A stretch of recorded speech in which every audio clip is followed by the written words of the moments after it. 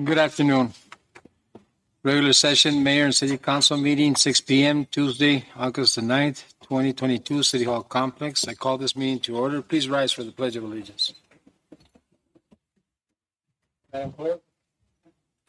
Allegiance to the flag of the United States of America and to the republic for which it stands, one nation, under God, indivisible, with liberty and justice for all.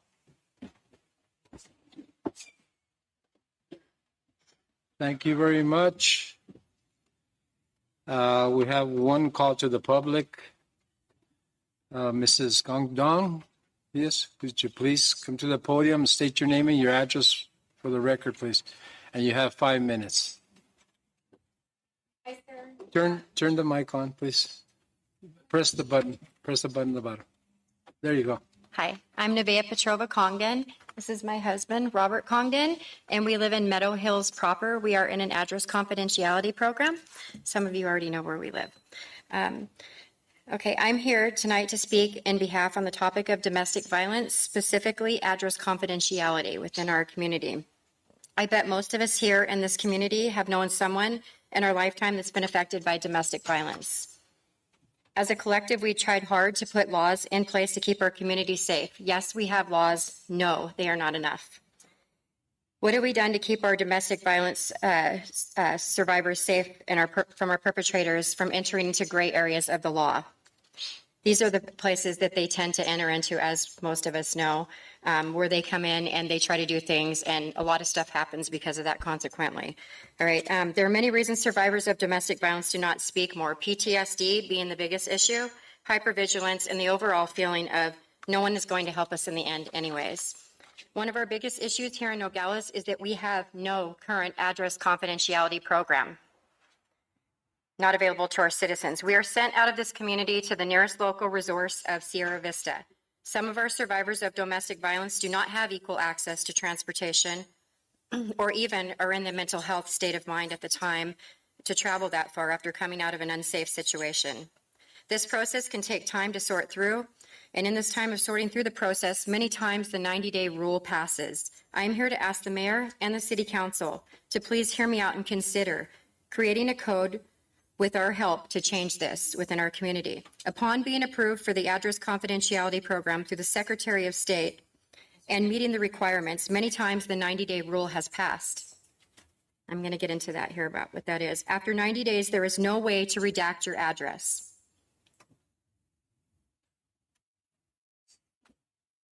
Not if you bought a home and not if you've rented one, and our family is suffering from that right now. This means that there is no way to not have your name show up on county parcel records. There is no way to redact your name from a power bill. There is no way to redact your water, sewer, garbage bill. Why are we trying so hard to save our survivors of domestic violence in the age of technology when we now know that anything can be found out on the internet, anything, literally? We can change that now in here at a city council level. I have spoke with many people from the Attorney General down to many victims' rights advocacy groups and survivors of domestic violence throughout the state of Arizona. My family and I are survivors. We have the power to change this. We can write codes within our city laws that protect our survivors of domestic violence. How can we afford not to do this? Every day we send our officers out on 911 calls that are domestic violence. Each and every one of these calls that our officers are dispatched to, they're going into unknown territory. Each case is different and can very quickly turn into heightened emotions and escalate. Our first responders have a huge responsibility. It is of the utmost importance that we give them proper training and resource so that they have the best skills to be able to help even the worst of situations and to get out of those situations safely and come home to their own families. You teach us as survivors of domestic violence to do the following. Get an order of protection. Done. Check. Get sealed name changes down to the docket. Check. Every family member in our house. Apply for the address confidentiality program. Check. Done. Et cetera, get into counseling. Check, check, check, check, check, times 10 members of our household. But what do we do? But why do we do this without taking every measure that we can to be proactive? We can make city codes that reflect survivors of domestic violence being able to redact their address and to become safe. How does it make any sense for someone to get these orders of protection, legal name changes, apply to the address confidentiality program if the internet will lead us back to our power bill? How does this make sense to any of us in this room? How are we doing enough? We are not, but we can. We have the opportunity to change this and to take the extra step to make our communities and our survivors of domestic violence within our community safe. I would like to propose and work with the mayor and the city council in the very near future, please, to bring forth a step further for survivors of domestic violence in Nogales, Arizona. A step further of being proactive, a step further to secure the safety of our law enforcement officers within our community. One less 911 call is one less 911 call. How can we afford to allow the members of our community in Nogales, Arizona to be hunted and stalked by predators? We oftentimes ask for solutions. Well, this is the solution. This is solution-based, and I'm here to help you at any given time to help make this happen, and I have some great ideas. If we do not stand for our children and we do not stand for our survivors, then we don't stand for much. Why choose to stand and do nothing when we now have this information that we cannot unknow after learning it this evening? We could be choosing to stand for saving lives. We are putting domestic violence survivors and law enforcement officers at a greater risk than need be. We are currently not doing everything we can, but we can change that. We can become a more proactive voice. We can become the voice of the little border town of Nogales, Arizona, known for protecting survivors of domestic violence, the border town of Nogales that many people run to for help. We see many things here in Nogales, such as domestic violence, human trafficking, and drug smuggling. We are a community that can lead by example, and we've shown that many times already. Instead of allowing our perpetrators to walk all over us in gray areas of the law, what a blessing it could be coming up on October, which is National Domestic Violence Month, by having a historic opportunity to change this here in Nogales and every day in Nogales, if we could just take this extra step. I'm here tonight pleading to you, Mayor, councilmen and women, please take the time to see me, please. Please make the time to help me, to help you, to help our community to change this. Together as a community, we can stand for a better, safer Nogales. We can stand together in unity and peace, and we can stand together strong. Stop the violence and end the silence. God bless you all. DomesticShelters.org. Thank you. Thank you very much. I can't say anything to top that in her eloquence and her passion, but I do want to sincerely invite each of you to talk to us, partner with us, and we are here to help and to bring solutions to this horrible problem that exists. Thank you. Thank you. Thank you very much.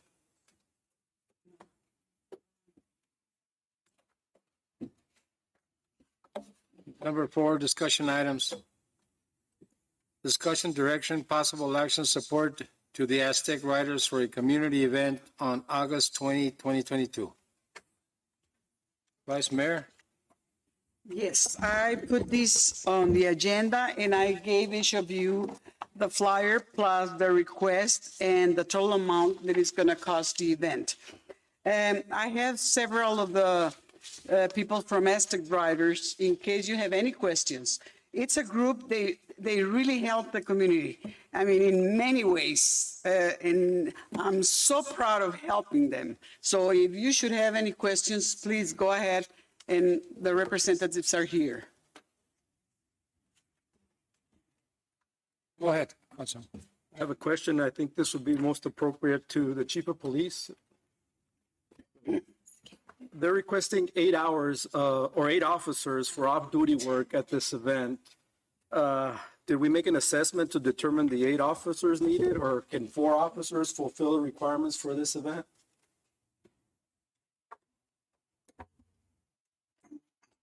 Councilman, I'm sorry, I was looking at something else. I think they're having an event at Fletcher Park. That's correct. And they're stating here that they're requesting for 8 hours or 8 officers for 6 hours each. I get they're expecting about 1,000 people or more. Do you think that's adequate, or can we handle that with 4 officers maybe? We can probably meet them halfway and do 6.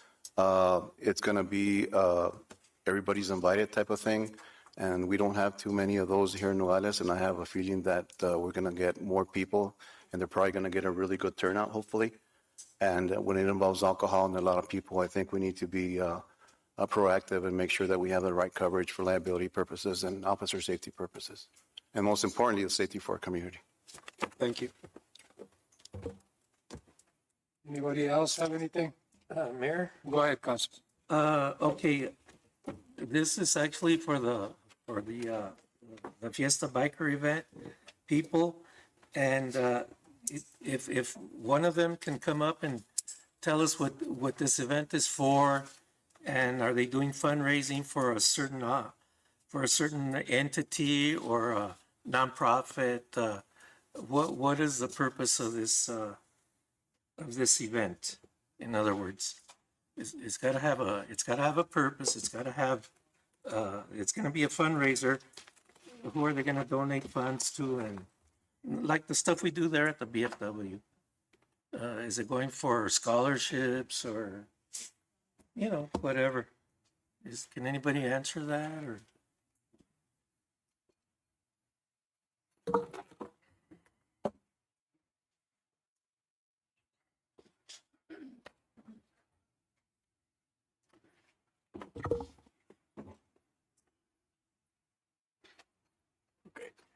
Buenas tardes.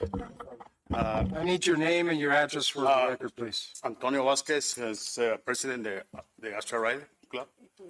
My address is Patagonia Highway, 982 East Patagonia Highway. And Rosa and Lisha is my wife, Lisha. Well, I speak Spanish, ¿no?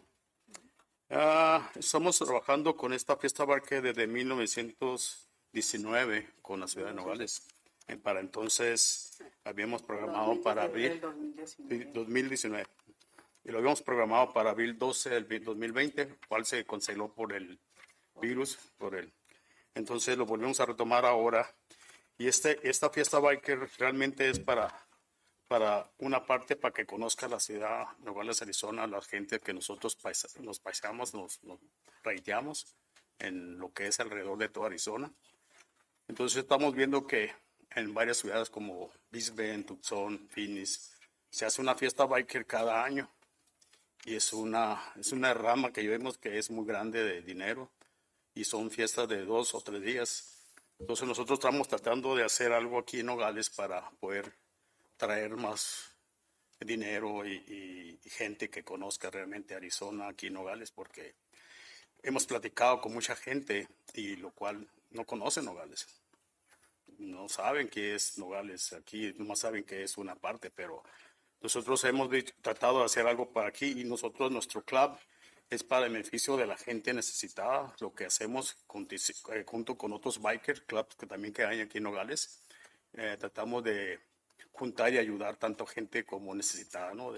Ahorita tenemos un orfanato que cada año nos comprometemos a ayudarlos a darles todo lo que es necesario de higiene por año. También colectamos sillas de ruedas, prótesis para gente. Realmente ahorita se están entregando en México, en Sonora, Nogales, Sonora.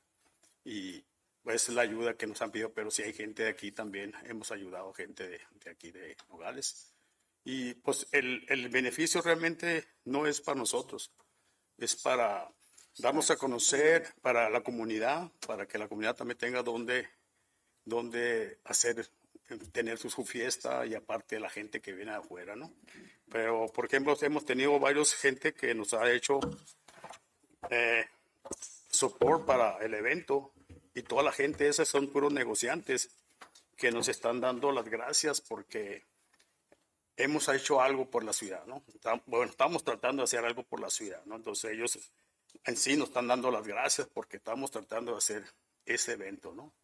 Y realmente, la verdad, nosotros no contamos con mucho dinero. El club de nosotros no cuenta dinero. El dinero que tenemos, como le digo, lo usamos para beneficio de otras gentes.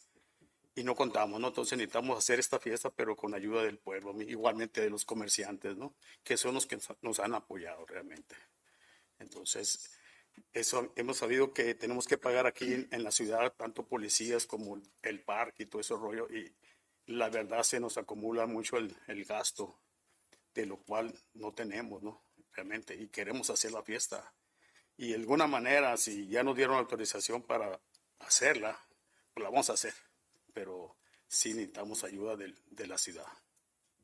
Más que nada estamos buscando el apoyo para darle un poco de esparcimiento a toda nuestra comunidad y que se acerquen con nosotros también con sus necesidades, porque a veces no sabemos a quién acudir y no todo el tiempo pues son ustedes los que pueden estar ahí. Nosotros podemos como club apoyarnos con otros clubs y hacer algo por nuestra comunidad, por las personas que nos necesitan. A veces hay niños que dicen, hey, ¿saben qué? Ocupamos mochilas, podemos hacer un maratón para juntar mochilas y apoyar a la ciudad y así como ustedes nos han apoyado a nosotros siempre. Siempre estamos dependiendo de ustedes realmente porque somos un club muy pequeño, pero pues nuestra prioridad realmente es el amor que le tenemos al pueblo y pues queremos ayudar a los comerciantes porque pues el hecho de que vengan motociclistas de otras ciudades pues se va a beneficiar desde los restaurantes, el comercio local, hoteles, entonces es una derrama de 2-3 días importante, aunque la fiesta sea un solo día, pues va a ser un beneficio de 2-3 días, no nada más. Tony, ¿ustedes tienen una non-profit? No, No. No, nosotros pues somos un club muy pequeño y pues no hemos todavía no hemos podido juntar para para- hacer una asociación non-profit, pero sí todo lo que nosotros le tenemos, reunimos. lo tenemos en California, pero es el de allá, ¿no? El chapter de allá. El chat de allá. Pero aquí nosotros local no. ¿Y los de California van a venir? Sí, Sí, van a venir. sí. Sí, sí, están todos. Go ahead. Disculpe, yo tengo una pregunta. Cuando sacan un permiso de licor así, el departamento de licor les exige que donen el 25%, ¿verdad? De las ventas de licor. ¿A quién le van a donar ese dinero? Artes y Al Comité de Arte y Cultura, Arte y Cultura. que es quien nos ha apoyado cuando necesitamos a veces hacer la venta de alcohol y eso. Comité de Arte y Cultura pues nos ha apoyado y le damos el 25% de... Y desde las compañías de cerveza no les han ayudado, no pidieron porque yo he trabajado en muchos eventos de estos, ¿no? Y sé que muchas veces sí los buscan y les presentan el proyecto, Sí, les pueden donar la cerveza. pues lo platiqué, pero yo los miré como un poco todavía de desconfianza de ellos, ¿no? Porque como es la primera vez que lo vamos a hacer y no sé cuál fue el motivo, pero dijeron que pues ahorita no podían, ¿no? Y entonces, sí lo comenté, sí lo pedí, ¿no? Sí les dije que sí podíamos. Sí, le puedo preguntar con quién, ¿trató con Hensley o trató con Finley? Fue por teléfono. Sí fue el esposo del secretario, es el que le hicimos del Vicente, pero sí le dijo que no. En sí batallamos un poquito para agarrar el carrito. No, habíamos batallado, nunca nos lo habían soltado hasta este año. Pero sí hemos tenido, yo la verdad, cuando empecé a hacer esto, muchas veces con los comerciantes estuve que convencerlos de que se iba a hacer la fiesta biker, porque ellos estaban con duda todavía, ¿no? Y de invertir, y en sí se les pidió $250, pero dándole publicidad a su negocio, ¿no? Realmente les vendimos la publicidad, ¿no? Para que pudieran ellos participar dentro del evento, ¿no? Y en sí, ya que empezaron a ver esto, ya empezaron a dar las gracias y que estamos trabajando por el pueblo. Pero es la razón, ¿no? Realmente. El evento está programado casi un poquito más de una semana de hoy. A esta fecha no me puede estar una calculación de personas que ya están registradas. Bueno, ahí en Americana nosotros nos dieron le pusimos como el evento del rally, digo, del evento, del hotel. Entonces ya tenemos registrado como cerca de California, bien como unas 20 personas que ya están registradas, ¿no? Pero tenemos gente de Phoenix.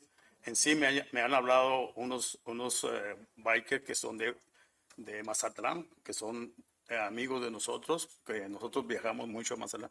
Van a venir gente de Culiacán, gente de Hermosillo, gente de Obregón que vienen en biker. Y pues, esperamos gente de aquí de Sonora cerca, ¿no? Como Agua Prieta, lo que es área esta, y Fines, y acá por lado de Bisbee hicimos mucha publicidad. Aún no he tenido respuesta, ¿no? Pero parece ser que sí.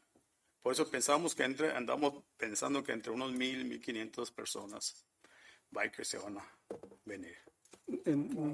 De casualidad, ¿has asistido a los eventos igual que ha habido en Nogales, Sonora? Más o menos, ¿qué tantas personas atienden esos eventos? Pues Nogales, Sonora, el último que tuvo, creo que me dijeron estos chavos que andaban como 5,000 personas.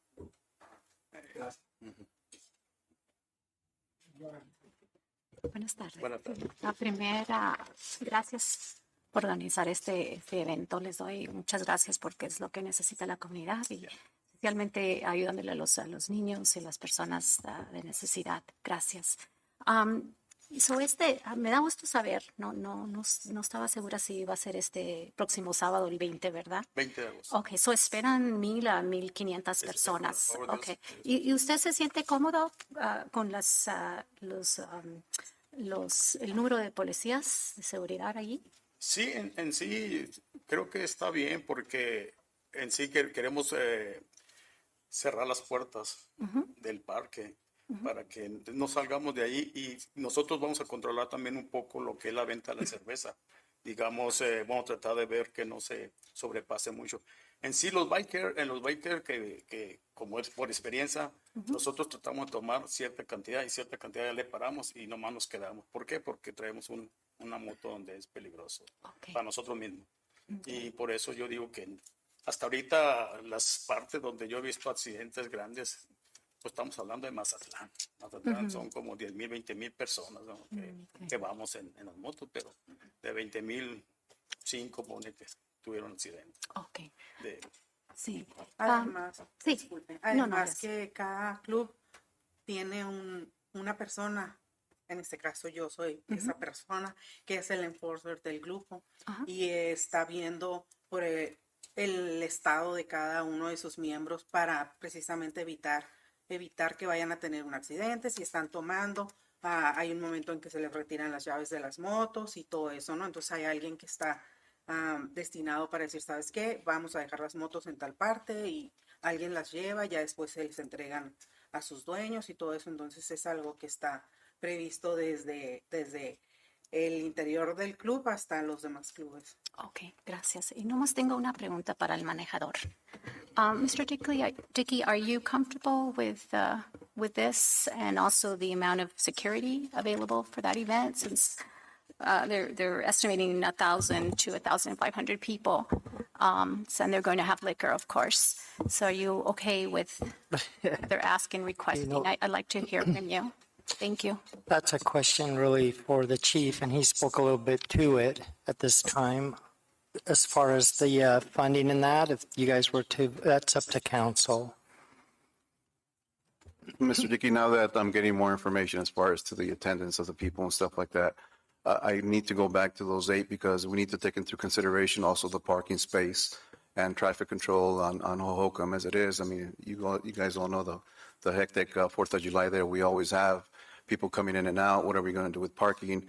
I don't think we have room enough for 1,500 people in there or 1,500 cars or half and half or a quarter motorcycles and the other 3/4 cars or whatever. I think without knowing, it's kind of hard to go out there on a mere guess. Maybe with this one being the first one, then we can obviously look forward to the next one and find out exactly how many resources we have. But the last thing I would want to do is have not enough resources. We can always scale down if we need to, but we can't. It's hard to scale up. So my thing, Councilman Gradias, would be to go back to those 8. If they're not needed, then we can probably scale down a little bit. And I understand that it is a fundraiser, and we were really appreciative. But again, I think there's hopefully you have more people than you think you're going to have, but we need to put public safety first and make sure this is a really good event moving forward. Thank you. Go ahead, Council. At what point do you decide to scale back security? Because it could be 10 o'clock, it could be 10 p.m. and not too many people are there, but who's to say that at 11 or, later on that night? It's kind of hard. I mean, it's too, I think it's from 5 to 1 p.m., 1 a.m., right? I think it's kind of hard to predict, Councilman. I think once we're there, then we make a decision as far as to do we have enough, do we not have enough? Like I said, I hate to make a decision on a mere guess, and so I would much rather see how the attendance is, and how many people we have, and parking issues and other issues that might come up, to make a decision if we need to scale down. Obviously, if you get 40, 50 people, maybe a couple hundred people, then we don't need 800 officers. But my concern is also you add the parking and traffic control to it, then either we have them inside or we have them outside, and then with Parking control part of the 8 officers? yes.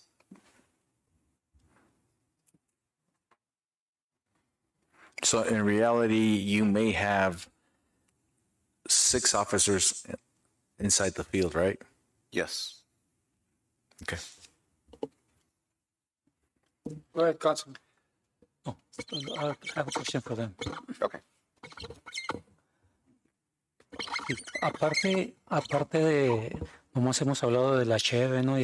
Aparte de eso, ¿va a haber qué tipo de eventos? ¿Va a haber eventos para niños o va a haber música? ¿Va a haber... Bueno, está abierto al público, ¿no? Realmente el evento está abierto al público. Nosotros realmente no recomendamos llevar los niños porque estamos, hay mucho biker, mucha gente grande, ¿no? Pero si van, no hay problema, no tenemos ese problema, ¿no? No lo veo como un problema, pero sí no lo recomendamos, ¿no? Pero, digamos, va a haber gente que va a estar pintando las caras.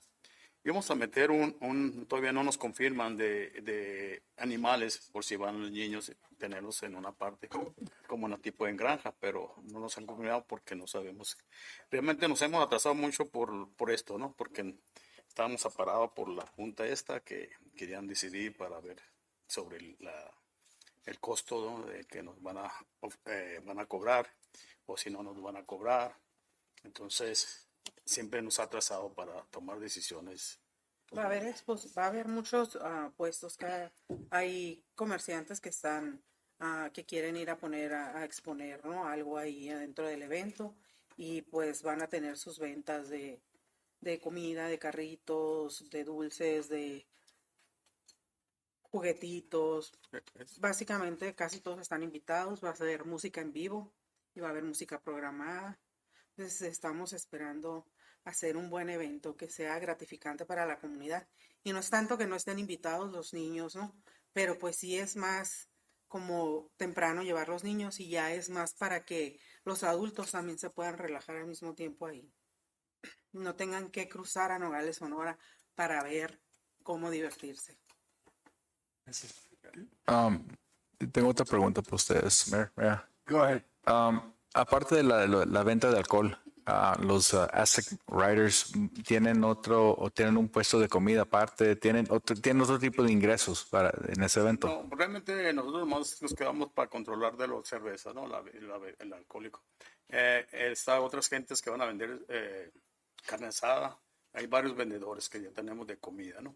Y aparte nosotros vamos a hacer un sistema de rifas que se hacen en los eventos de biker. Se rifan cosas como cascos. Vamos a rifar, y luego también hay una rifa que le llamamos 50-50, que es el costo del dinero que se junta en ese momento, se rifa la mitad, ¿no? Entonces son cosas así que vamos a estar presentando. En sí, traemos la idea de que si logramos que se dé la autorización, que se haga una inauguración por parte del comité aquí de la ciudad. No sé si se puede. Pues, Tony, una cosa. ¿Ya hablaron con la directora de cómo usar el parque? En sí, nos dijo que nos esperáramos después de esta fecha para ya hablar bien de cómo vamos a... Tú sabes que no pueden meter ni una moto en el zacate, Sí, ¿no? Eso ya lo sabemos de primera vez. Ni un carrito en el zacate.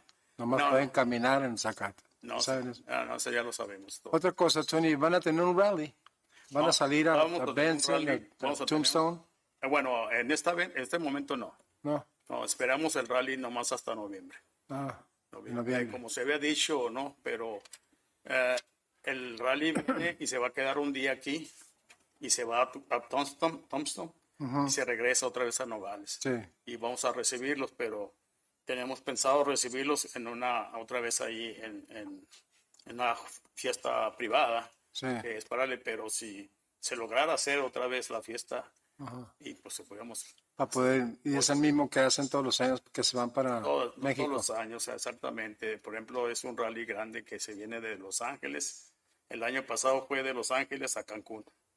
Entonces fue una derrama de tres semanas que fuimos llegando a pueblos y pues vamos todos con dinero para gastar lo que vamos a gastar. Ellos vienen y ya saben lo que vienen a gastar, comer y estar hospedados, ¿no? Pero sí es una derrame muy buena de dinero que hacen.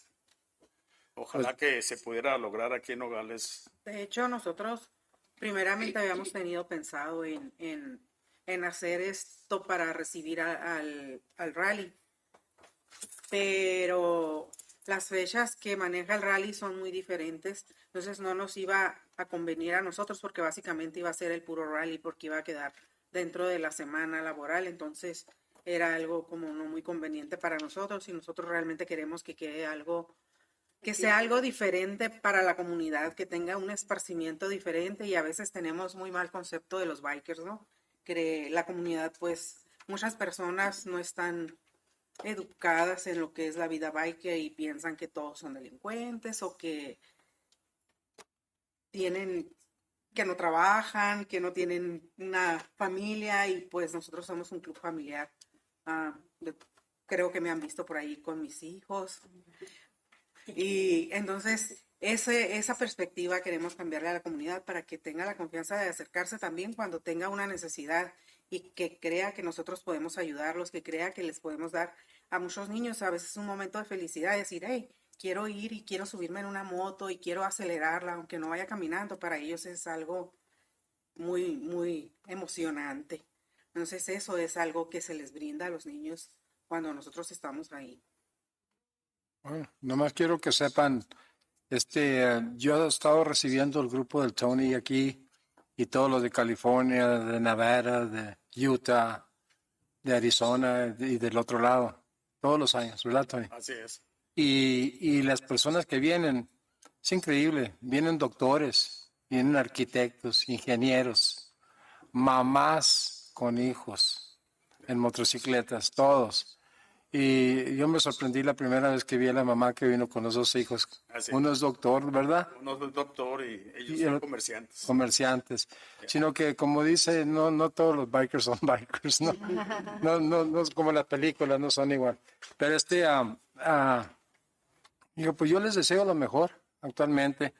Yo sí tenía un problemita con el que la ciudad paguen por los oficiales, porque los eventos que hacen la categoría donde la ciudad paga, pues son eventos más culturales que clubs, ¿entiendes? Esta va a ser la primera vez que viene algo. Y yo sé cómo se sienten los del concilio, no sé si todos se sientan igual, pero lo que sí pasa con una cosa de estas, si se aprueba, el siguiente club que venga se va a tener que aprobar.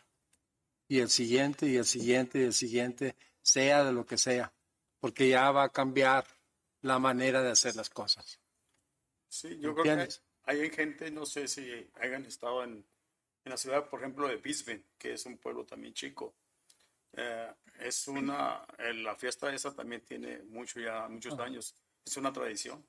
Y vamos y estamos hablando de igual como unos 5,000 gente, motos. Y ellos en Bisbee y en Tombstone también hacen lo mismo, sí. A mí me han dicho los dos mayores de ahí, los alcaldes. Yeah. Yo hablé contigo de esto, Tony, hace un par de años atrás cuando primero. Pero nomás quiero que sepan, ¿no? que es una cosa y sí, es algo diferente y es bueno, tú sabes que la gente vea y ojalá Yo como les digo, yo me siento bien, pero la cosa es de que ojalá sea una cosa que se acepte y que no nomás vayan bikers, que vaya No, gente, exactamente. que vaya Por gente eso que nomás nosotros interesados en pasar un buen tiempo ahí. en sí lo pusimos que está abierto al público, ¿no? Ujú. Y ojalá fuera todo. La gente hay mucha aquí, ¿no? En sí, yo creo que tengo hacer la invitación más todavía después, pero la verdad sí necesitamos la ayuda del City, ¿no? Sí. La ayuda económica, exactamente, ¿no? Por ejemplo, pues no sé, de los policías, del parque. Realmente nosotros realmente estamos hasta corto todavía con los gastos que tenemos, que es la música en vivo, el sonido, las cosas que tenemos que hacer, por ejemplo, las compras de la cerveza, ¿no? Andamos cortos. Entonces, si nos cargan un poquito Ahí sí no vamos a probar nada de eso, ¿eh? Te lo voy a decir yo ahorita. sencillamente el costo del pago de policías. No, sí, no, yo entiendo. Ya no, Yo si entiendo. nos pueden- Estoy jugando, Tony. No, Entonces, estoy jugando. pues, seríamos- Pero no, y qué bueno que están aquí también, que no dejaron sola a la Vice Mayor que los representara a ustedes, porque no, no sé cómo le iba a ir. Y mira, y se puso algo verde para que la viéramos y facilita. Go ahead. I just have one more question, attorney question. How does the liability work? Can you tell me a little bit about that since it's going to be held in a city property? Right. Liability usually is associated with our own actions.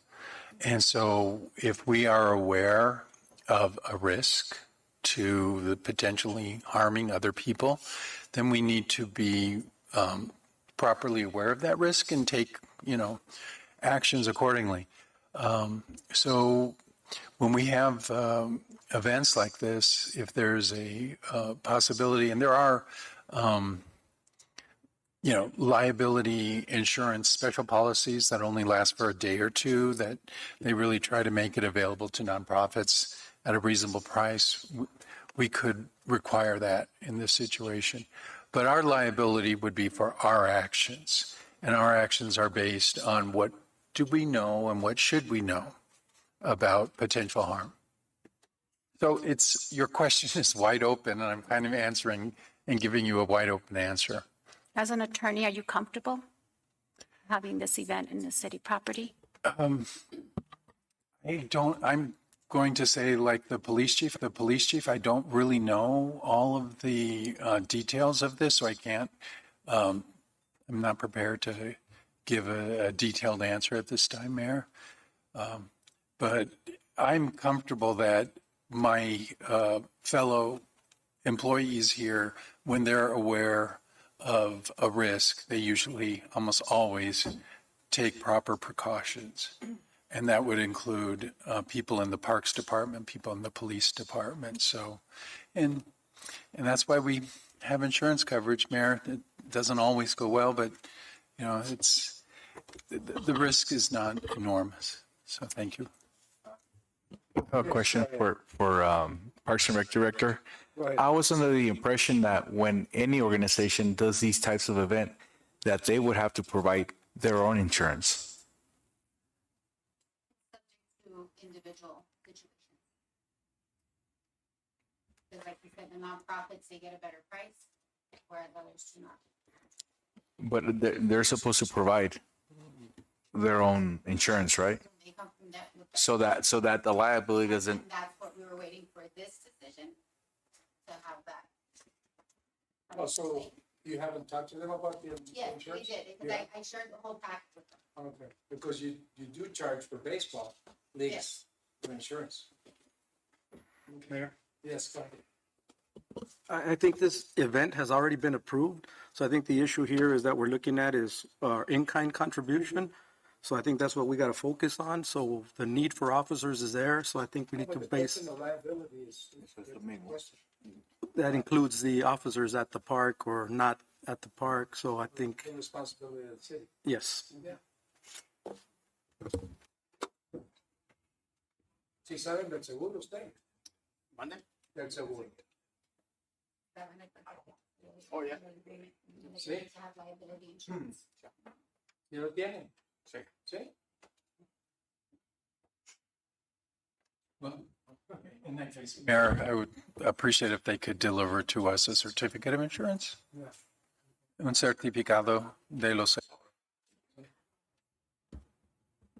Okay, we don't need a motion on this. Or should just give direction? What is the council comfortable with as far as direction? They would, They're asking for is support. The support. so the motion would be to basically comp all of these costs? And so these, I just want to make sure is that these costs are what the Parks Department charges to the nonprofit. It doesn't probably reflect our actual costs. Our actual costs could vary from this, including if it's overtime for the police, it could be even more than $56 an hour, depending upon who signs up for overtime. You know, so. That's based on their rate on their site, on the website for the police department. Right, which, right, and so in the off-duty, okay, so this, I'm not sure, the thing is, if yeah. Mr. Mayor? If we're comping it, I'm not sure if it would be off. Mr. Mayor, if I can. If it's something that the city is going to do in kind, then depending on the officer that works there and their rate of pay, that's the amount of overtime they get paid. However, if the city does not do an in-kind, then they need to contact police services and do a contract with them. So that takes us out of the equation for liability purposes, as you guys know.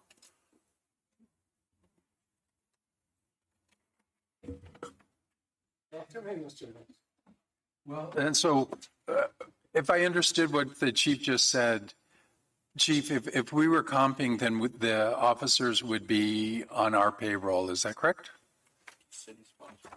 City-sponsored event, yes, sir. Right, then they're on our payroll. This is not a city-sponsored event. Okay, so, This is not a city-sponsored event. okay. So if it's not an in-kind, then I'll get together with Ms. Travers and go over all the details. And I'll try and help Tony as much as I can. But the contact needs to be made through police services because they're the ones that handle our off-duty officers and our off-duty details because of the insurance and everything else. But you tell me, I mean, either way, just give me some direction and I'll get it done. I have a question, Chief. So what you're saying right now, let's say if something would happen to a police officer, who would pick up the tab? Their insurance or our insurance? If it goes through police services, they're insured, and at the same time, they insure the person that hires them. So it's a full coverage deal. It covers them, it covers us, right? As long as it goes through police services, and that's the reason why we got out of that business of doing and signing people up for overtime. Now, if it's a city, I guess I shouldn't say sponsored event. If it's an in-kind that you guys approve, then it falls on us because it's in our payroll. So either way, I'm willing to do whatever you guys direct me to. Just give me some direction and we'll get this done. So I don't, yeah, I would say I need some more information. No one has presented the facts to me previously, so I don't have a really good legal opinion on this. But if we give this money to this event and we essentially hire our own police, have we ever done that before, John?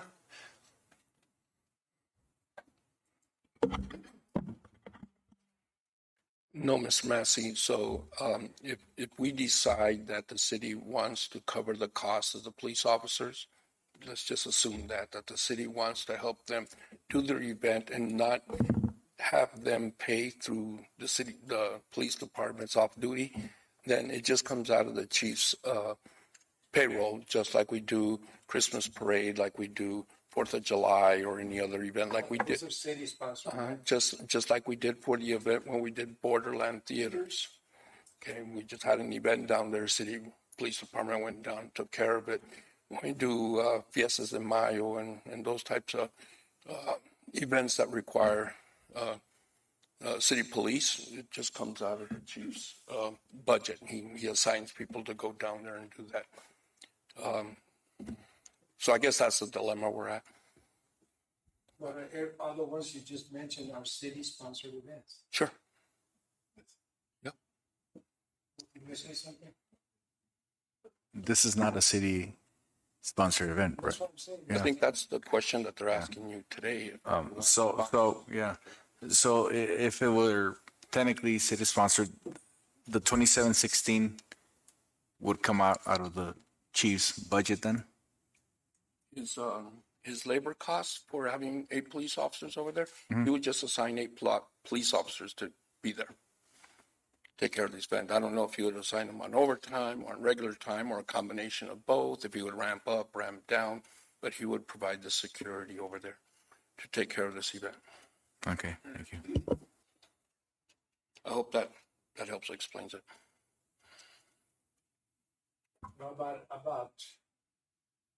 About a month ago, I spoke with Tony on the phone, and I told him that this was not a city-sponsored event, because they wanted to put the city logo on their flyer. And I said, no, you cannot do that. It's not a city-sponsored event.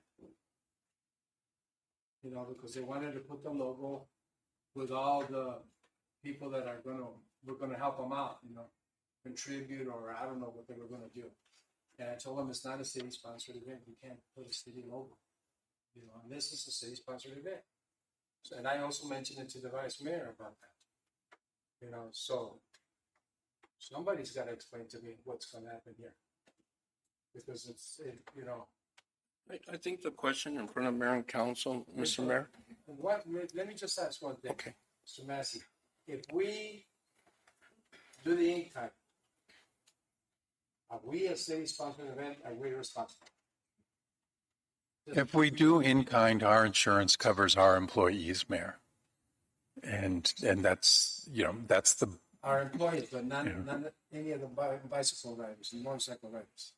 not unless, this again is like a liability question. Our insurance would cover any damage that we caused or that we should have, with proper notice, proper knowledge, prevented.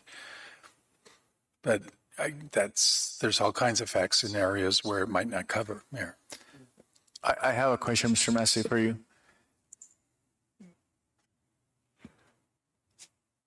Let's say, since we're talking about the insurance right now and they have to provide their insurance, you say if it's in kind, then it's on us.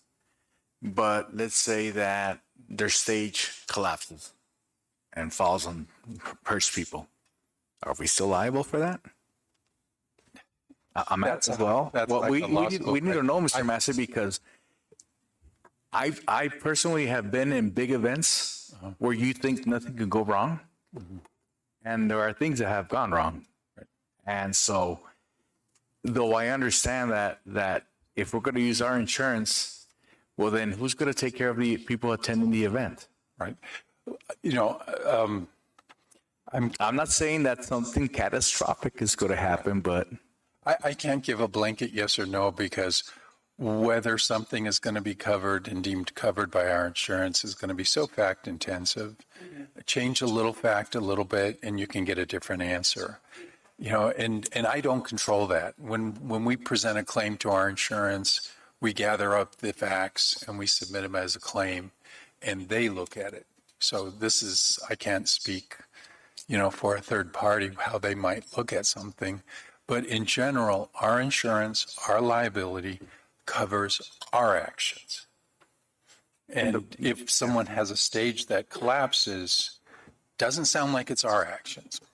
But there might be some duty that we should have known about it. We should have inspected it. And so they always sue the city on something like that because we have the deep pockets. And the problem that I'm seeing here, and I never thought we were going to be discussing this, the problem is that the city, Mr. Massey, is that we're not promoters. These are decisions that promoters make. And a promoter can tell you whether it's black or it's white, because they have insurances that will take care of the people in case something goes wrong. And here we're kind of like shades of gray. It's like, do we or don't we? Who? At the end of the day, we could, if something could go wrong, the city end up paying everything. And that's what I am afraid of, because we can't decide right now, although the event itself is simple, but always when I attend these technical meetings, Mr. Massey, the first thing that comes up, who's liable? Who's responsible? Who's insurance? And right now, I don't feel comfortable you telling me, well, I don't quite know. And then I understand why you don't know, because none of us here are promoters. I mean, because that's not our job really to be doing, but I wish we can have some more clarity, Mr. Massey, as far as who is going to take the hit. That's my big concern.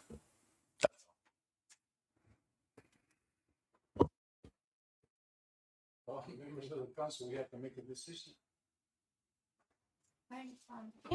I'm just a little surprised that, in fairness to Mr. Massey, we this wasn't discussed with you prior to, I mean, you would think this event of this magnitude would have been discussed, whoever put it on the agenda, and these things would have been, discussed and clarified and so forth. So it's kind of difficult to sit here and start thinking about liability because, city has deep pockets and, attorneys. And so I'm just surprised that we're here raising these questions about liability when you have said that you really didn't know about this. I just want to make that comment. Yeah, Mr. Dickey, could I have Director of Recreation on the podium, please? How much did you know about this that you couldn't come to Mr. Massey and talk about? I've shared it with the managers what was going on. So you knew about it, Mr. Dickey, everything? But you didn't discuss the liability with Mr. Massey? Did you know about it? Or you didn't have it? Not in depth like that. Not where we talked about we was waited to see if it was going to be city sponsored or theirs. I did speak to them about liability insurance. We would never sponsor, as long as I've been here since I was a city councilman, we have never sponsored clubs as city. You'll never see a city logo on a club. You'll see it on the events that we have scheduled for eons, but you won't see it on anything else. Correct. But this is a club. This is not a nonprofit organization or an event like 4th of July or Fiestas de Mayo or that we sponsor or we that's why back in 2000, I think it was about 2007 or so, that's when we did the categories. Is that when we did them, John? And the reason we did the categories is for that reason. A, B, and C. Where do you fall into? Because they would ask for property in the city to do it. And is the city going to pay something? Is the city not going to pay something? Are you going to pay for everything? That's why the categories are there. Correct. And the policies are there, Mr. Massey, the policies are there. Aren't they? Our insurance policies are there, right? Yeah. We pay every year. We have good insurance coverage. But I'm talking about the policies of the categories of events. I'm sorry. Yeah. Yes, Okay. that policy is in writing. Yeah. Yes, and that was shared with them as well about liability insurance that on their behalf. Go ahead. Mr. Mayor, when the people from the barrio stores came to ask for our support, I don't recall talking about the liability and if they were going to help them or not. It was a good event for the community and we supported it. We never talked about any liability nor anything, and we did support it. So now we're talking about liability, who's going to pay, who's not going to pay. Come on. This is going to be something good for the community, and we're putting so many things. Well, Councilwoman Lopez, yes, you are correct on that event, except that once you add the factor of alcohol, you need to consider liability. In all the And it's not that we're adding more red tape. It's that we're elected officials and we need to protect the interests of, of our constituents. And I've seen events, because I've done them since I'm 16 years old, events that go bad. Yeah, let me tell you, we've been working with a whole bunch of events since I can recall. I've Yes, been but here for 16 you, years. yeah, you've been doing it maybe for 100 years, but the same. I mean, these events, this one is the first one that's going to be really a big event. And unless you can tell the future that nothing's going to go wrong, then I'm the first one to well, let's sign call on. the future. No, let me just say one thing. That event that was done, the barrios, that I don't even know where that came from. It was just appeared from there. Yeah. But there was no alcohol. There was nothing. There was just an art situation that was basically done with several organizations actually, and the city is that I know of wasn't considered. It wasn't considered a city event, even though they called it that. But my concern right now is, why didn't you, talking with them, bring the information to these two that are sitting here and finding out exactly what was going on? Because, you know, we start talking right now and it sounds good, and then all of a sudden, we're talking about liability, we're talking about different things, and then the insurance, and you say you have the document of the insurance? I told them they would need it before the event. Okay. And did you see that document? No, I haven't seen it yet, but they assured me I So would we're have it we're before the talking about event. approving something right now, but you don't know if we have a document or not. I was assured that I would get it before the event. No, but I'm saying, we're talking about it, but you're not sure if they have one or not. They just confirmed that they have it. I will be getting it. Yeah. That's, It'd be nice if you would have had it right now. You would have brought it to Mr. I will have it Massey to and him Mr. tomorrow. Dickey. I will have it to him tomorrow. Is the city the certificate holder of that insurance? They need to be, that is specified in our agreement. Okay. So, yeah. Go ahead. So that shouldn't be a problem if they have, right, Ms. Travers, if they have insurance, they'll provide you the insurance, then you pass it on to the legal, and then I think it Correct. perhaps That's can what we work do with out. all our Okay, as agreements. long as they have insurance. Correct. And the city I is don't know, is I'm not an the attorney. holder. I'm trying to figure this out, but you're the attorney. I'm not. Right, if they have insurance, then they have a certificate of insurance, I can review it very quickly and Yeah. see That way we move on. that's in fact an insurance policy. Shed some light on your discussion, help you here. The Aztec riders came forward to the city and they met with Renee to do a city spot, an event on city property. And they followed the proper protocol, was filling out. Renee costed out what the city in kind would be. At first, we had it as a $1,000 that we could do in kind because it's inviting the entire community. That's where we were at. The club came back and said, we can't afford the $3,000.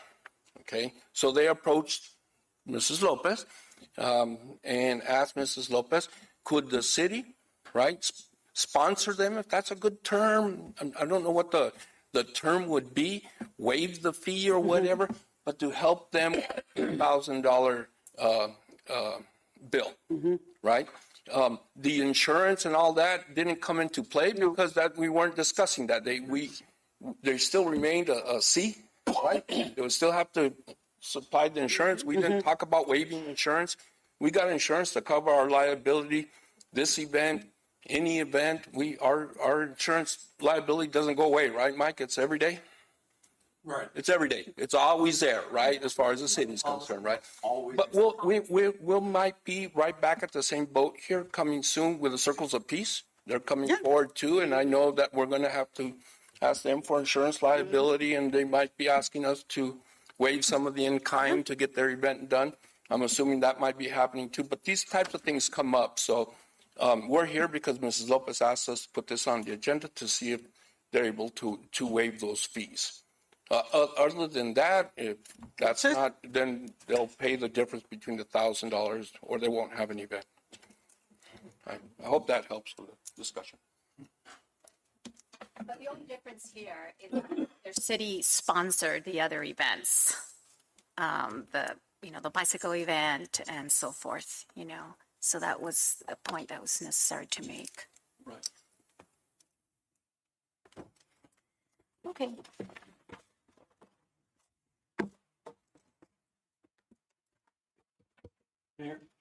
Yes. I'd like to move to table this event so we can provide ample time for them to get all their ducks in a row and bring back the proper information to us to make a better decision. Second. Okay. Since we have a motion to table, That takes priority. it takes priority. So, we need a vote on this, Mr. Mayor, just to make sure. Well, yes, because I think it's not going to be entirely consensus. No. There's no time. It's on the 20th. Yeah, we But it's need still a to, motion, so it takes precedence. it takes precedence? The motion to table takes precedence. And so that means if you table it, we don't have another meeting before the 20th. I think that's It's not fair to. Denise, and It came it's and gave a very presentation. unfair. They just are going to present their insurance and they're going to take a look at it. But is the insurance the only thing we're missing, or are we missing some Looks more like it. information? Just the insurance. Well, Mayor, They provide insurance. I apologize because I'm just looking at this right now, but these are the dollars that we charge other people for our services. If we say we're going to cover those services and we're not going to charge them, our costs are not necessarily reflected on this dollar amount. I think maybe the cost could be less, but I'm also concerned that our police costs could be more. Because our police costs includes, possible for overtime, of course, retirement, other EREs. So $56 an hour, that's what the individual police officers charge for their time when they're off duty. I have just one more question I forgot to ask earlier. What is the top amount of the insurance? What is it, for $1 million?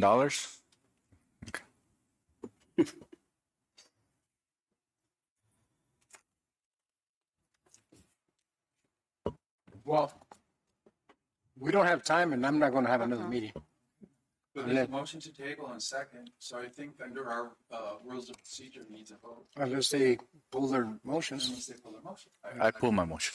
I pull my motion also. Okay. Thank you, Council. Well, at this point, I guess you have direction, Chief. John, you have direction. And you too? Yes. What I'm taking from the direction, if you guys don't vote to waive this, then No, they we're have voting. $1,000 threshold, and anything over $1,000, they're gonna need to take care of the city cost, which is a class Class B. Class B event, and so that's where we're at. Short of any action by council, we got a Class B event. Yeah, with Class B, you can only $1,000. $1,000. Correct. Yeah. And I'm assuming that we'll take the 1,000 other than the police, because then they can do the police, their deal there and take care of all of that liability stuff. What happened? We'll figure that part out. The question is, what was brought to me was, can we do something better than me? The question brought to me. That's what we wanted to know. So apparently, we're not willing to help them, period. A Class B is how many officers, Chief? 4? It's $1,000. It's $1,000. I know. Is how many officers, I'm saying, más o menos. If it's 2,000 for 8, and then pay for the rest of the stuff. Dumpsters and what else? Porta potties, lights. Well, Why can't we Wait. vote on what they presented? what's that? Why can't we vote on what? Well, we what they can, sent? we can. We are. Okay, Yeah, we're we not can. tabled. There's no problem. Yes, Councilman. Are we strictly held to the $1,000, or can we increase it? No, we beyond the can. bias? We can. Yeah, we can. Yeah, we can. So if that's all we're here to do, then I'm prepared to make a new We motion. need a motion. Okay, go ahead. Make the I move that we support this event moving forward with an in-kind services with a cap of $3,000. Second. second. All right. Going no further, all in favor signify by saying aye. Aye. Opposed? The ayes have it. You got your event. Thank you. Just present the insurance. Right, if I can get a certificate of insurance from Yes. them, I would appreciate that. Thank you.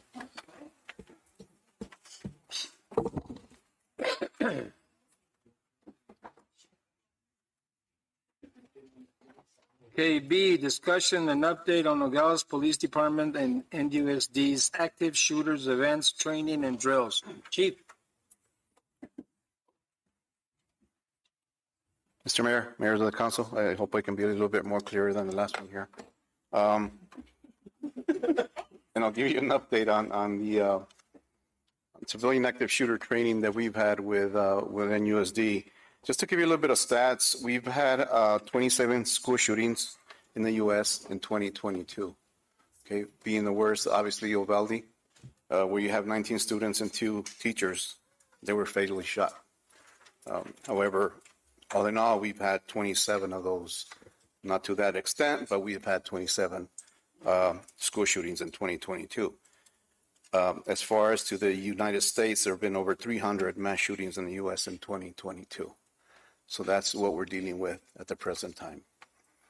As far as to the collaboration that we do have with NUSD, I can tell you that that's a solid collaboration and solid teamwork that we have with them.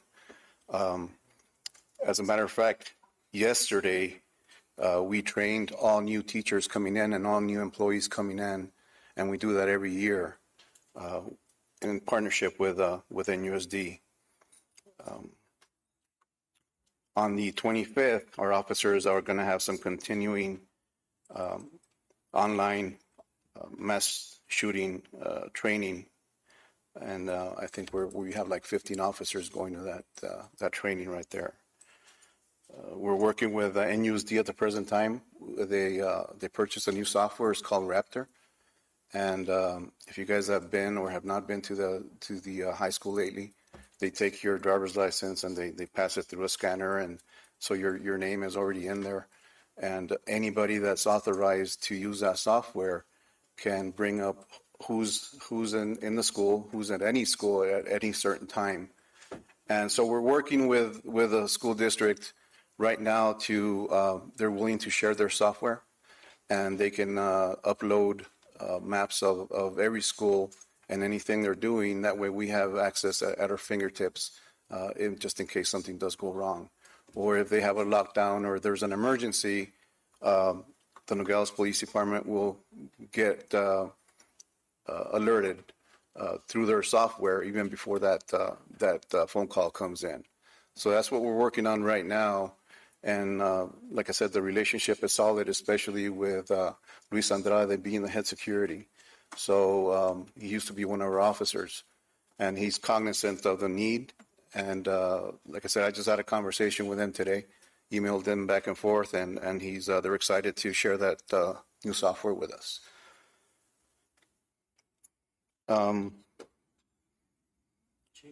Yes, sir. Go ahead.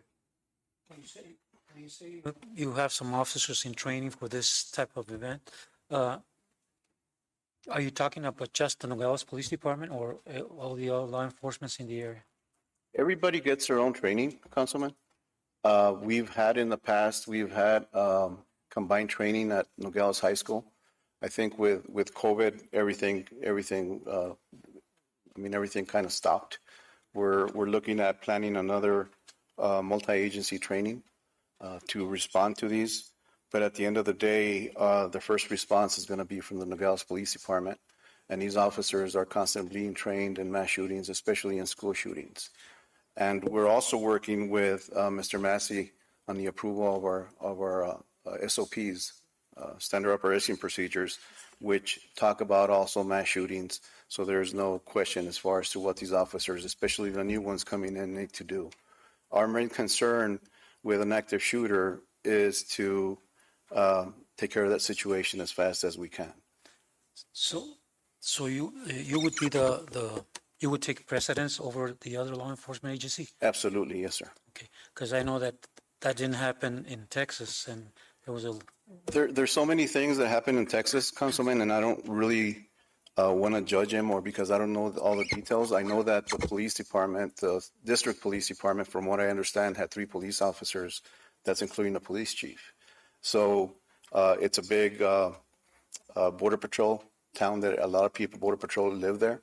And so I don't know the detail as far as to how Border Patrol became the responding agency along with the Texas Department of Public Safety. In our case, it would be the Nogales Police Department. If we need reinforcements, then we would call them. But for us to just say, you know what, everybody responds, because in law enforcement, everybody has a tendency of self-dispatching themselves to what we call a hot call. But we have an issue with crossfire. We have an issue with all kinds of things that come into play. There's so many moving parts behind an active shooter situation. But our main concern is to take care of the active shooter, take care of that threat, and immobilize that threat. Then, like I said, that's our main priority. But we've worked. Obviously, we have a school resource officer at the high school. We have a school resource officer at Carpenter, and we have a DARE officer that makes her rounds at every school. But every school has a protocol as far as to lockdowns, as far as to what they do. Every teacher is trained as far as to what to do in case of an active shooter. Now, their responsibility in-house is to train their students. And I take it that happens at the beginning of the school year. But there's a process that they go through, and there's a process that we go through. We're just trying to make sure that we collaborate those two and marry them to make sure that if it does ever happen, that we're successful in taking care of the threat.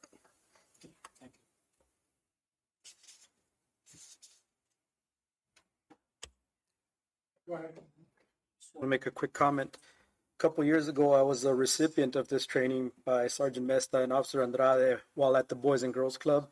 I can for factually say it was a great training, so I know they're doing a great job.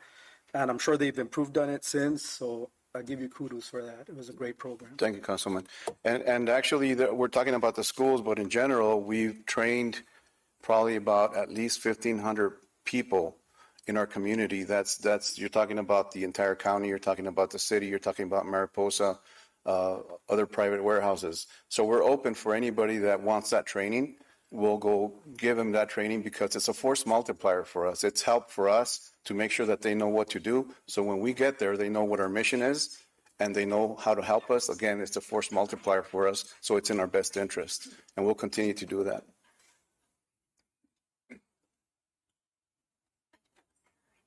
Go ahead. I know that Rio Ricos are of our jurisdiction, but if they also have a high school there and other middle schools, is the sheriff department the one in charge of those schools, or is the MPD also involved in the support of their training? Well, we support the sheriff's office, but the primary responsibility would be for the sheriff's office in all Rio Rico schools. If they need our assistance, again, we'll go and respond.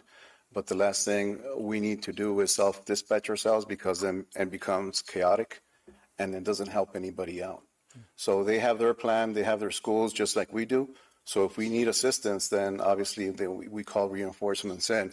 But I think this Raptor software that NUSD came up with is really going to help to coordinate and collaborate even more with them than we already have. Ms. Canto has me on speed dial and everybody else. I mean, we have a great relationship, and Councilman, you know that we've had it for years, and we'll continue to cherish and keep that relationship going. Okay, thank you.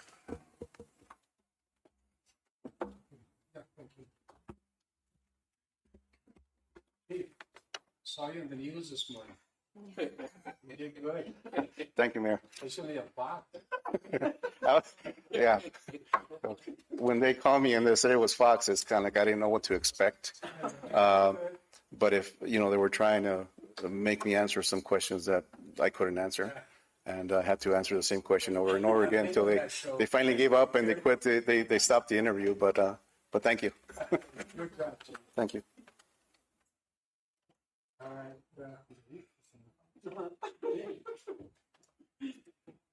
Mr. Mayor, on the next meeting, next agenda item, somebody's going to join us. So if you don't mind, I'm going to try to open up that meeting real quick so they can join us. It's going to be Stan Batson.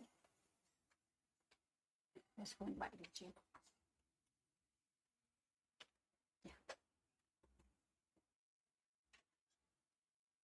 So hopefully they're there waiting for us to join. If not, then we might have a problem. You want to start your meeting? So that we can. Okay,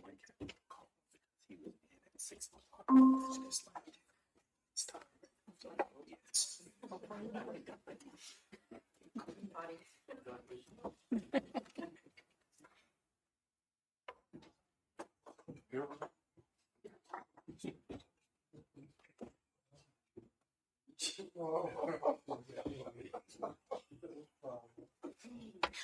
Good evening again, council and mayor. You want to mute?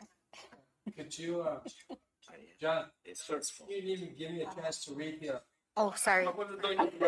Sorry, my bad. Renee got excited. Yes, I did. Start here and then you go. Sorry. Okay. Okay, C, discussion possible action in bringing to the city of Nogales, Arizona, monsoons, basketball, and ABA professional basketball league. Now you can. Okay, good evening, Mayor and Council again.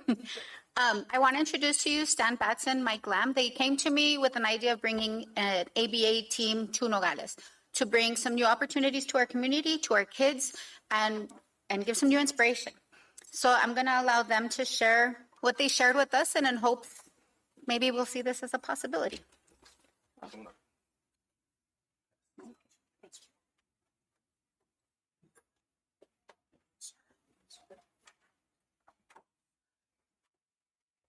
I'm sorry, we didn't bring the projector. I know Palo. Can he hear us? Mr. Newman, can you hear us? Yes, I can.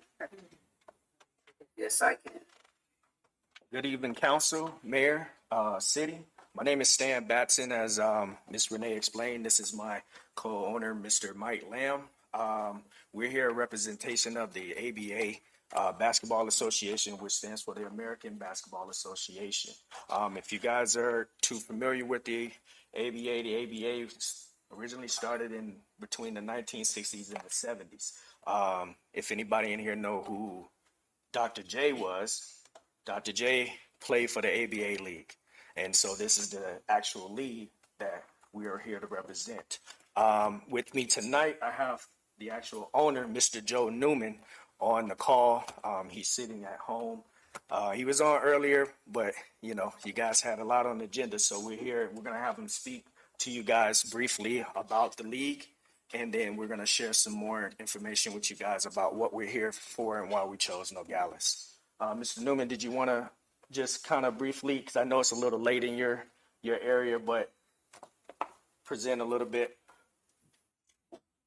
Well, I thank you very much. I really appreciate it. Believe it or not, I was just watching a show just called Saul, based in Albuquerque. So I went from New Mexico upstairs to downstairs, and I appreciate your giving Stan and Mike a chance to talk about the ABA. I'll just take a couple of minutes to tell you a little bit about our league and why we're doing what we're doing.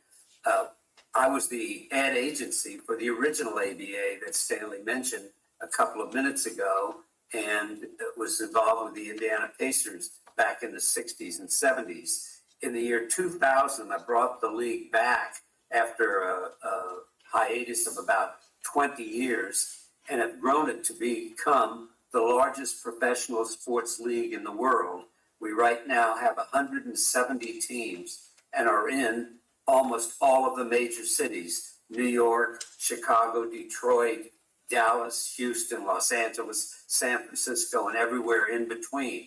But what makes us unique is that we are in a lot of mid-sized and smaller cities, and we bring high-quality professional basketball and entertainment to people at affordable prices.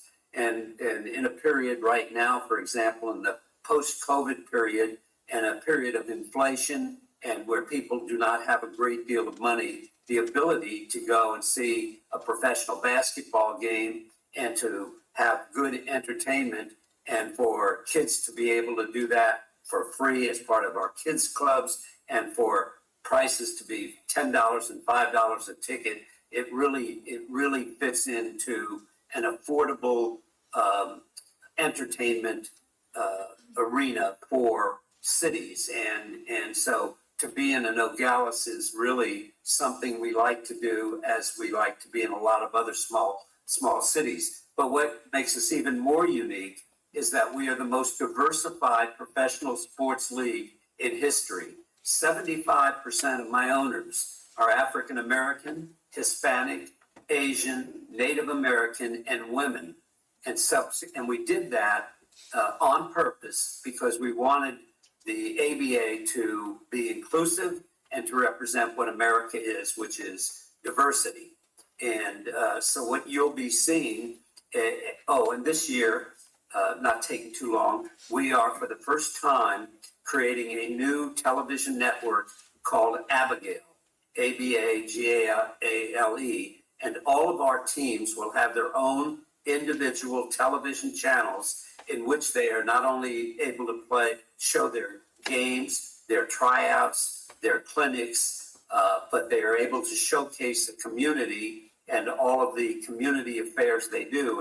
And we have a lot of things within the ABA built into the business plan that highlights every community organization we can, going from the Boys and Girls Clubs to the YMCAs, to the Kiwanis and the Rotary and the Optimists and Red Cross and United Way and Salvation Army and food banks and shelters, so that we can help all of the local community organizations not only increase their awareness, but we have plans that show them how to be able to generate revenue in order to make their programs a little bit better. And I think Stanley, as his program unfolds, will show you how he can benefit all of these different organizations. So with that, if there's any questions you might have, I'd be delighted to answer them.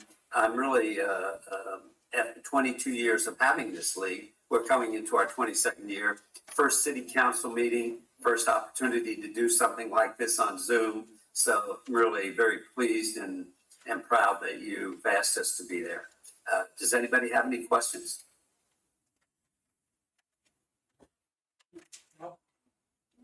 I do. So I'm going to speak now. Okay, go ahead. Did you have any questions? Did you have a question? Well, I'll let him finish. I thought it was all done. Okay. Go ahead. So, like I said, again, my name is Stan Batson. So we chose Nogales based off a few friends of mine that went to school here locally in the community. And from my research and looking at Nogales and the city of Nogales, the biggest thing that I saw was the culture, the community niche that you guys have as a family here. And talking to a lot of my friends that grew up here, they're saying like everybody knows everybody. And you know what I mean? And that's, I've always been that way. I'm from Miami, Florida. And as you know, that's a big city. Everybody don't know everybody there. So you're just like a number there. But what I can associate with a big, huge niche as a family is I'm also military. And being in the military, that brought us as family together. Mary, you would understand because you're a Vietnam veteran. So, and Mike here is a retired Air Force member as well. And I'm still with the Air National Guard located in Tucson. So the Arizona Monsoons, like Mr. Newman said, we're here to bring high entertainment. But more so, we want to build our team around the community. We want to connect with the community. I'm a huge advocate for kids. My civilian job, I work in mental health. I've been working with kids for over, I'll say, almost 20 years. And I love working with kids. I love working in the community. And we want to bring something to the community for those little kids that see a professional level of your local talent that you have here of, college kids that probably didn't get a chance to get to the next level. And we have those players on our team that these little kids can look up to, as well as being able to utilize those players in this platform to be able to give back to the community by offering different programs like basketball camps, which is huge because I heard that Nogales is a baseball city and a basketball city. I know you guys got some professional baseball here, but we're here to bring the professional basketball, but also focus on your community and bringing those players together and supporting this community. And we're looking for you guys' support with that by backing us. And if we were looking for anything with the city is to be able to utilize the facilities here like the rec centers. We spoke with Robert over at the housing project, and we know that you guys have a basketball court over there. We were looking at maybe we could do our practices there, open up, the gym to that community, the whole entire community. But from what we talked with him about, there's a lot of kids around there and they're looking for something to do and be in awe of professional, looking at professional basketball players, is it a business? Yeah, most definitely a business, but a business that wants to focus strongly on the community and bring in different programs. And that's what we're here for. Nogales has a rich culture. One of the biggest things that I noticed was about the Buffalo Soldiers. Miss Renee brought that to my attention. I was only aware that they were in Sierra Vista, which was initially where we were thinking of going, but doing research, this was it because of the rich culture that was here and the community base that was here. And so I love that about Nogales. I love that about my friends that that I'm connected to that is from here. And I just love that this community is a family-oriented community. And like Mr. Newman said, there's a lot of different programs and a lot of different things that we're bringing to the city that we want to bring. And it's a lot of opportunity for revenue to come in for not only just for the community and for the city, but for the local businesses within the city as well. We got different platforms that we are building right now that they can, advertise their businesses through, and it'll be not just citywide, but not just nationwide, but worldwide. Because once you're on the internet, you become worldwide. You're not just local. So that gives them opportunities to stretch beyond where they are right now.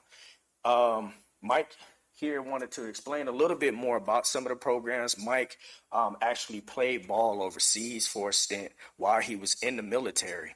And so he could share a little bit more about the different basketball programs and different things that we want to bring to the city as well. And then I'll turn it over to him and then I'll come back on. Before I start, does anybody have any questions for Mr. Sand? Okay, my name is Michael Lamb, prior military, Air Force, also a prior contractor. I now work for myself, and I'm also co-owning with Stan with the ABA basketball team. I got a chance to be able to experience some things over being stationed in Europe. I got to be involved with a lot of the different community things because a lot of the teams that I played for were 5th and 6th Division, where it's really community based. So I got a lot of ideas I believe that can help with making people or kids more involved in making better choices and also having a place for them to go. Because usually when kids don't have anywhere to go, they usually get into trouble and mischief and start doing stuff that they're not supposed to. So I think that we will continue to develop. I have a couple ideas. I wanted to see if we could possibly do maybe 30 to 45 minutes after every practice for the kids who live near the or that live inside of that project can come and work out with some of the players. Maybe learn some basketball, possibly some leadership things that could possibly be there as well. And we'll continue to grow and build more things, but that's the initial thing I wanted to make sure that we do. I think that would be extremely important to create programs for the kids to keep them involved, and also for a lot of the other people that are adults who like basketball can come out and enjoy some of the events as well. And that's all I have. Do you guys have any questions? Yes, sir. Thank you. Thank you, Mike. No problem. Mr. Newman, do you have anything? I know you guys will probably have a few questions as far as like even revenue, and a lot of the revenue built in the ABA League is based off of ticket sales, sponsorships, merchandise sales for the team as well. And what that means is, you know, as we grow as a team and we're building the revenue, like I said earlier, it will bring revenue to the city. Game days, my vision and what I believe this thing will be bigger than it's bigger than basketball. It's not just about basketball. It's bigger than that. And I believe that it will definitely generate jobs for people even on our game days. Not only just game days, but having a professional team, we can do so many other activities and so many other events, connecting with the city. Overheard you guys earlier in one of the conversations about, you know, city sponsored events, or, you know, like the Aztecs bringing their events here. You know, we have ideas to do the same, but based around the community and providing, you know, opportunities for the community to be able to be a part of that. And like I said, with the game days, you'll have those jobs that are available, you know, concessions. Businesses can come and, you know, if there's food truck businesses, they can come out, set up, make, you know, opportunity to make, you know, financial revenue for themselves as well. Not only just that, but just so many different opportunities. And that's what we're here to bring. Mr. Newman hit it on the head with a lot of the different things that the ABA is going to bring, especially with our, you know, our Abigail. And we have a radio station. That's more opportunity for businesses to do advertisement, sponsorships, different things like that. We want to connect with the local community as far as like your local talent, like artists, music artists, dancers, whoever got a talent. If you know how to spin 50 basketballs on your hands, we want to present them at our games, you know, connect with the local communities, like he said, the Boys and Girls Clubs, YMCAs, VFW, and being able to, you know, honor them as we connect and do community service projects with them, that they have that with the team itself. And so our goal this year is to begin tryouts in the next couple months, build a team. Once we build that team within the community, getting them out here in the community and connecting with the different people and the different organizations in the community so that they can see who we are and to get the city to support them in that fashion. And so that's what we're here for. And, you know, what we're looking for the city is just to being able to utilize your facilities, having a location where we can play our games, practices, have meetings with our players, with the city, with anybody that's here, a location where we can set up an office. And that's pretty much what we're looking for. I know you guys were talking about insurances earlier as well. Something on this scale would definitely need insurance policies. We do have an insurance policy through the league that we will use with the AAU insurance to insure our players that they can sign up for. And if need be, we can provide, you know, business insurance, those different things as well. So that's pretty much our presentation today. We're definitely excited and hope that we can bring this opportunity to the city. And like I said, Mr. Newman, he's a wonderful person. He's built a great organization, and that's what his main focus is, community. Go ahead, Council. Quick question. Your schedule, I guess, runs from November through April, and your inaugural season is next year, 23 to 24. What you're doing now is building the team to get to that point, right?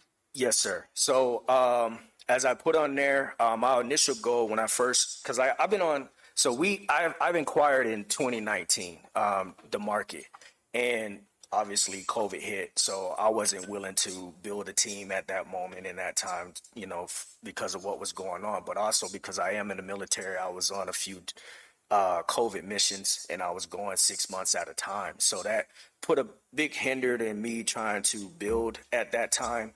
I just came back from a 3-month we call them deployments, but I was stationed in Phoenix. And when I got back, I said, you know what, I'm going to go full throttle. And my first thing I wanted to do was connect with someone here in the city. And initially we connected with the rec center with Jerry. And I spoke with him, told him about what we were doing, and he was like, man, you got to meet Miss Renee. I was like, all right, cool. So we got here, we met with her. I gave her the spill, and she was like, man, this is amazing. And then talking to her, we was like, man, this is kind of fast that we're trying to move because we're trying to start the season this year. But I really do want to focus on the team, building a team first, and letting the community get to know that team, because that's where your longevity comes in anything like this. Your longevity comes with the support of your community. If you don't have that, then what are we here for? You know what I mean? If we're not about community and being about that, then it doesn't make any sense. So yes, sir. And follow up to that, Nogales, Sonora has a team that called Aguinda, semi-pro, I guess. Are you exploring any games with them? Yes, so I spoke with Mr. Newman about this earlier. I did do some research with them, just a little bit. I know the last time that they were here was in 2016. From what I read, I'm not sure. But one of our goals is to do expedition games, not only with them, but they're also in another league, I think with 6 other teams. So we're looking to see if we could connect with all the teams and be able to bring that entertainment across the border as well as our team going across the border playing in that. Mr. Newman says that he is open to allow that even during the during the season. If we're playing a game against them, they can be a part of our roster for the year, and that'll go towards our season as well. So that'll definitely bring more. One last question. Yes, This sir. might be a deal breaker. Yes. Do you guys have a traveling rule, or just like the NBA, they did away with it? Mr. Newman, he asked if we got a traveling rule. Well, one of the things that we have always tried to do is to make sure our teams use local players, those people who are within an hour and a half of a city, because we don't want to split families up by draft. So we're very sensitive to the fact that we're not going to take our players who generally have other jobs. We're not going to split them from their families, and we're not going to cause them to lose work. We also, interestingly enough, we have ABA Mexico developing, ABA Australia, ABA Canada, ABA Liberia in Africa. We have a WABA with 24 teams, which is a women's league, and we have several other innovations. We have just created a luxury channel, a casino channel, an armed services channel, a channel for sports coming from within correctional institutions, and all of this will be on the Abigail platform. So when you mention New York and Chicago and Detroit and Los Angeles, right in that mix, you're going to be mentioning Nogales, New Mexico. And so you're going to be running with the big guys, playing teams that are from New Mexico, Arizona, possibly Nevada, moving over to Western Texas, and possibly into Colorado. So all of the teams will be relatively close by. And when we talk about it, I would tell you, Stanley used the word spiel, and I'm basically very sales oriented with a background in broadcasting and a background in advertising. The word spiel is a trigger word for me. I do not like it. It sounds almost like hustling, and I try to impart to all of our teams that you have to be as good as you say you're going to be, and you have to do the things you say you're going to do. And subsequently, this is more a presentation out of respect, acknowledging the fact that it is important that they are accepted by the community, and the only way they're going to be accepted by the community is that which they give, not which they take. And so, and in talking to both Mike and Stanley, they got it from day one. And even though they haven't played, they understand in depth why we are what we are. And there have been many basketball leagues, but none have grown as we have. And when you look at the diversity, not only of the team ownership and our players, but the management across the board, the division chairmen are Black, women, Asian, just Hispanic, and we have taken from top to bottom everything we say we do, they do. We run with a very tight code of conduct. We have standards and requirements that are just unlike anything any league has done. And we're not the NBA, but we sure can act like it, and we sure can present something that's really worthwhile. And that's why I'm really pleased. Here it's 10:40 at night, there 7:40 at night.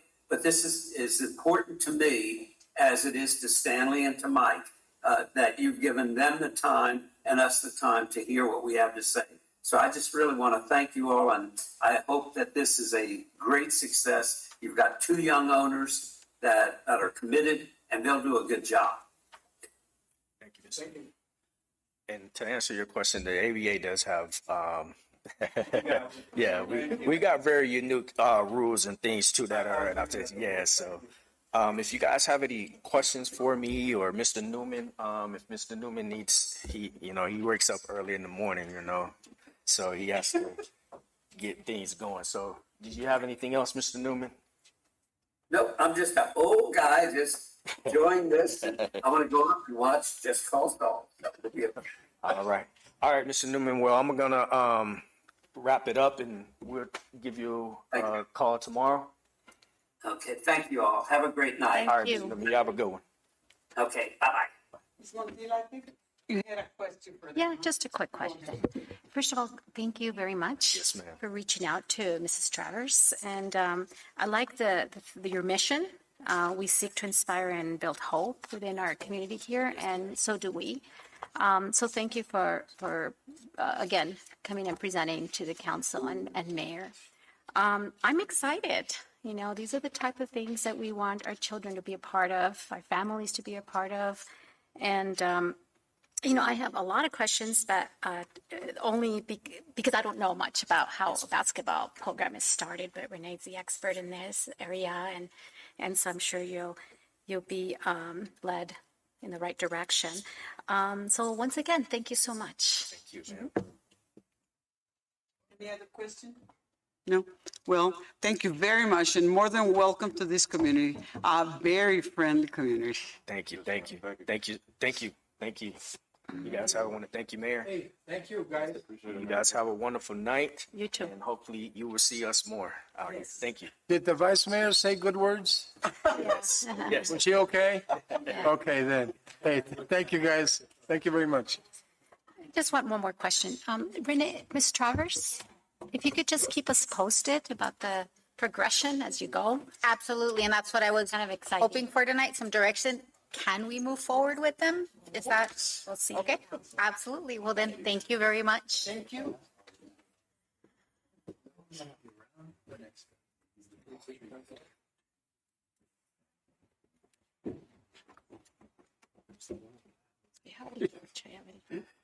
Number five, communications, announcements. A, recognition of Ms. Denise Orbega, Senior Librarian, in obtaining her Arizona Library Support Certificate from the Arizona State Library. Denise.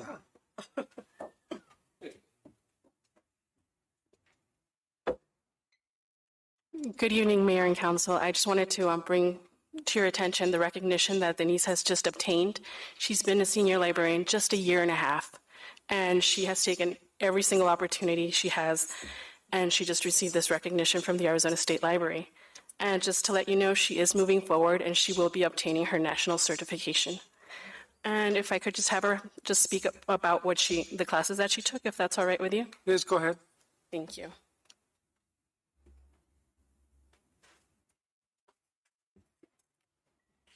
Good evening. The classes that I took, it was about like a year. It was like 6 weeks per class. It was challenging to have managing work and then the classes, but I was able to do it.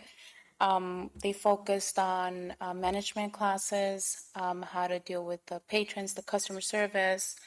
It was also about time management.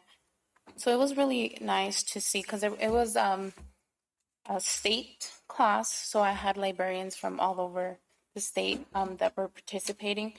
and we would share ideas, and it really opened up there were difficult tasks. Sometimes I was like, I don't know this. So it really opened up my mind to see libraries in a different way, and communicating with other librarians was also really fun. And I feel proud that I was able to finish it. And like my director said, she had great support. She always pushes me, and I'm going to get my national certificate, and it's for 3 years. So I'm certified both state and national. Congratulations. Thank you. Congratulations.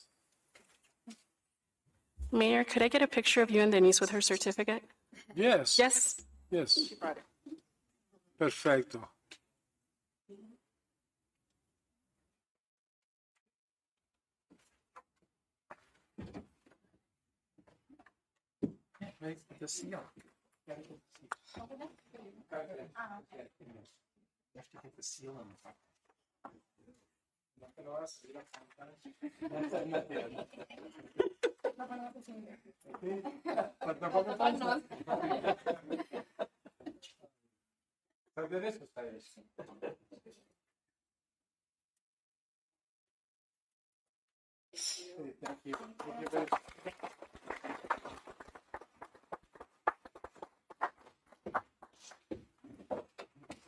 Mayor, if I could say something, Vice Mayor, if I could say something?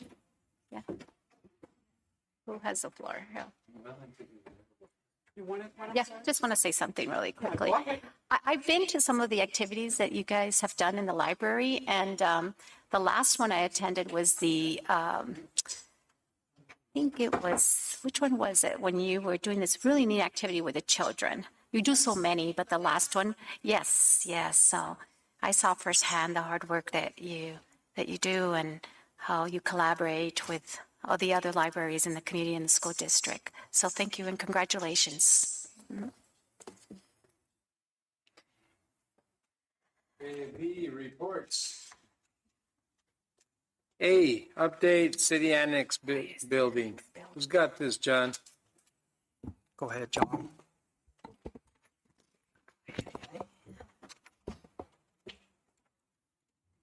Thank you, Mr. Mayor and Council. Just a quick update on where we stand with the city annex building. I've been trying to work with the county to obtain a flood control permit. We can't send this project out for bid without a flood control permit. One of the problems with as we all know, the bank building is in the floodway. So having it being in the floodway, we're only allowed to do improvements to the building for 50% of the appraised value. When we had it appraised in 2017, it appraised at 1.1 million. We need to have an appraisal to accomplish our construction over there of 2.9 million, almost $3 million to have it appraised. The question I had for Mr. Dickey, and he said, let's talk to Mayor and Council about this. Should I put this out for another appraisal to see if the new appraisal will come closer to $2.9 million? And that $2.9 million is excluding both plumbing and electrical work that was included in the construction estimates, because I guess code upgrades can be excluded. So I'm just taking advantage of saying the entire electrical and plumbing would be code upgrades, since the building was built prior to, I think it was in the 60s when the building was built. But it's a pretty old building.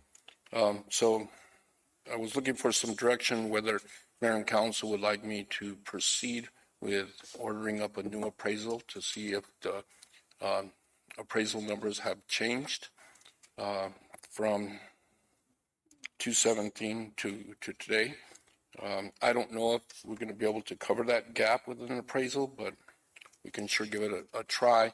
And then also, in speaking with some of my advisors and colleagues, they said that if we look at doing a different type of appraisal for a construction type appraisal, it might come in at a different number. So that's kind of where we stand with the bank building. Before we can put these bid documents or our construction documents out for bid, we're going to require a flood control permit, and we're having difficulties obtaining that. That's my update. Thank you, Mr. Dickey. And then I included all these numbers in the packet so everybody could see. Thank you very much, John. B, update on 115 Trust. So, Mayor, is it the council desire that I go with seek another appraisal on that building? Is that your recommendation? Yes, sir. Okay, then, go for it. Yeah, Yes, go ahead. thank you.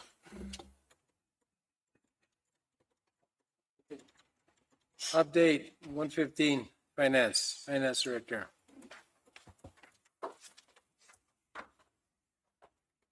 So included in your packet, and also there was a handout. It's just a very simple little memo. As of August 2nd, our 115 trust had $16,415,873.82.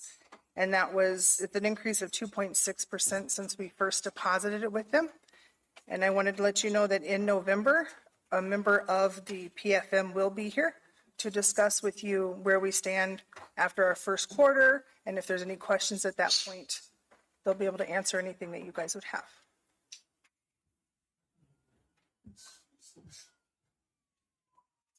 Yes, go ahead. Gene, do you think that by November, you think that you can talk to the PSPRS people and have a comparison side by side, see how they're doing? Yes, in fact, I've already reached out to somebody from PSPRS. I'm just waiting for an answer back from him. With Mr. Townsend? Yes. Okay.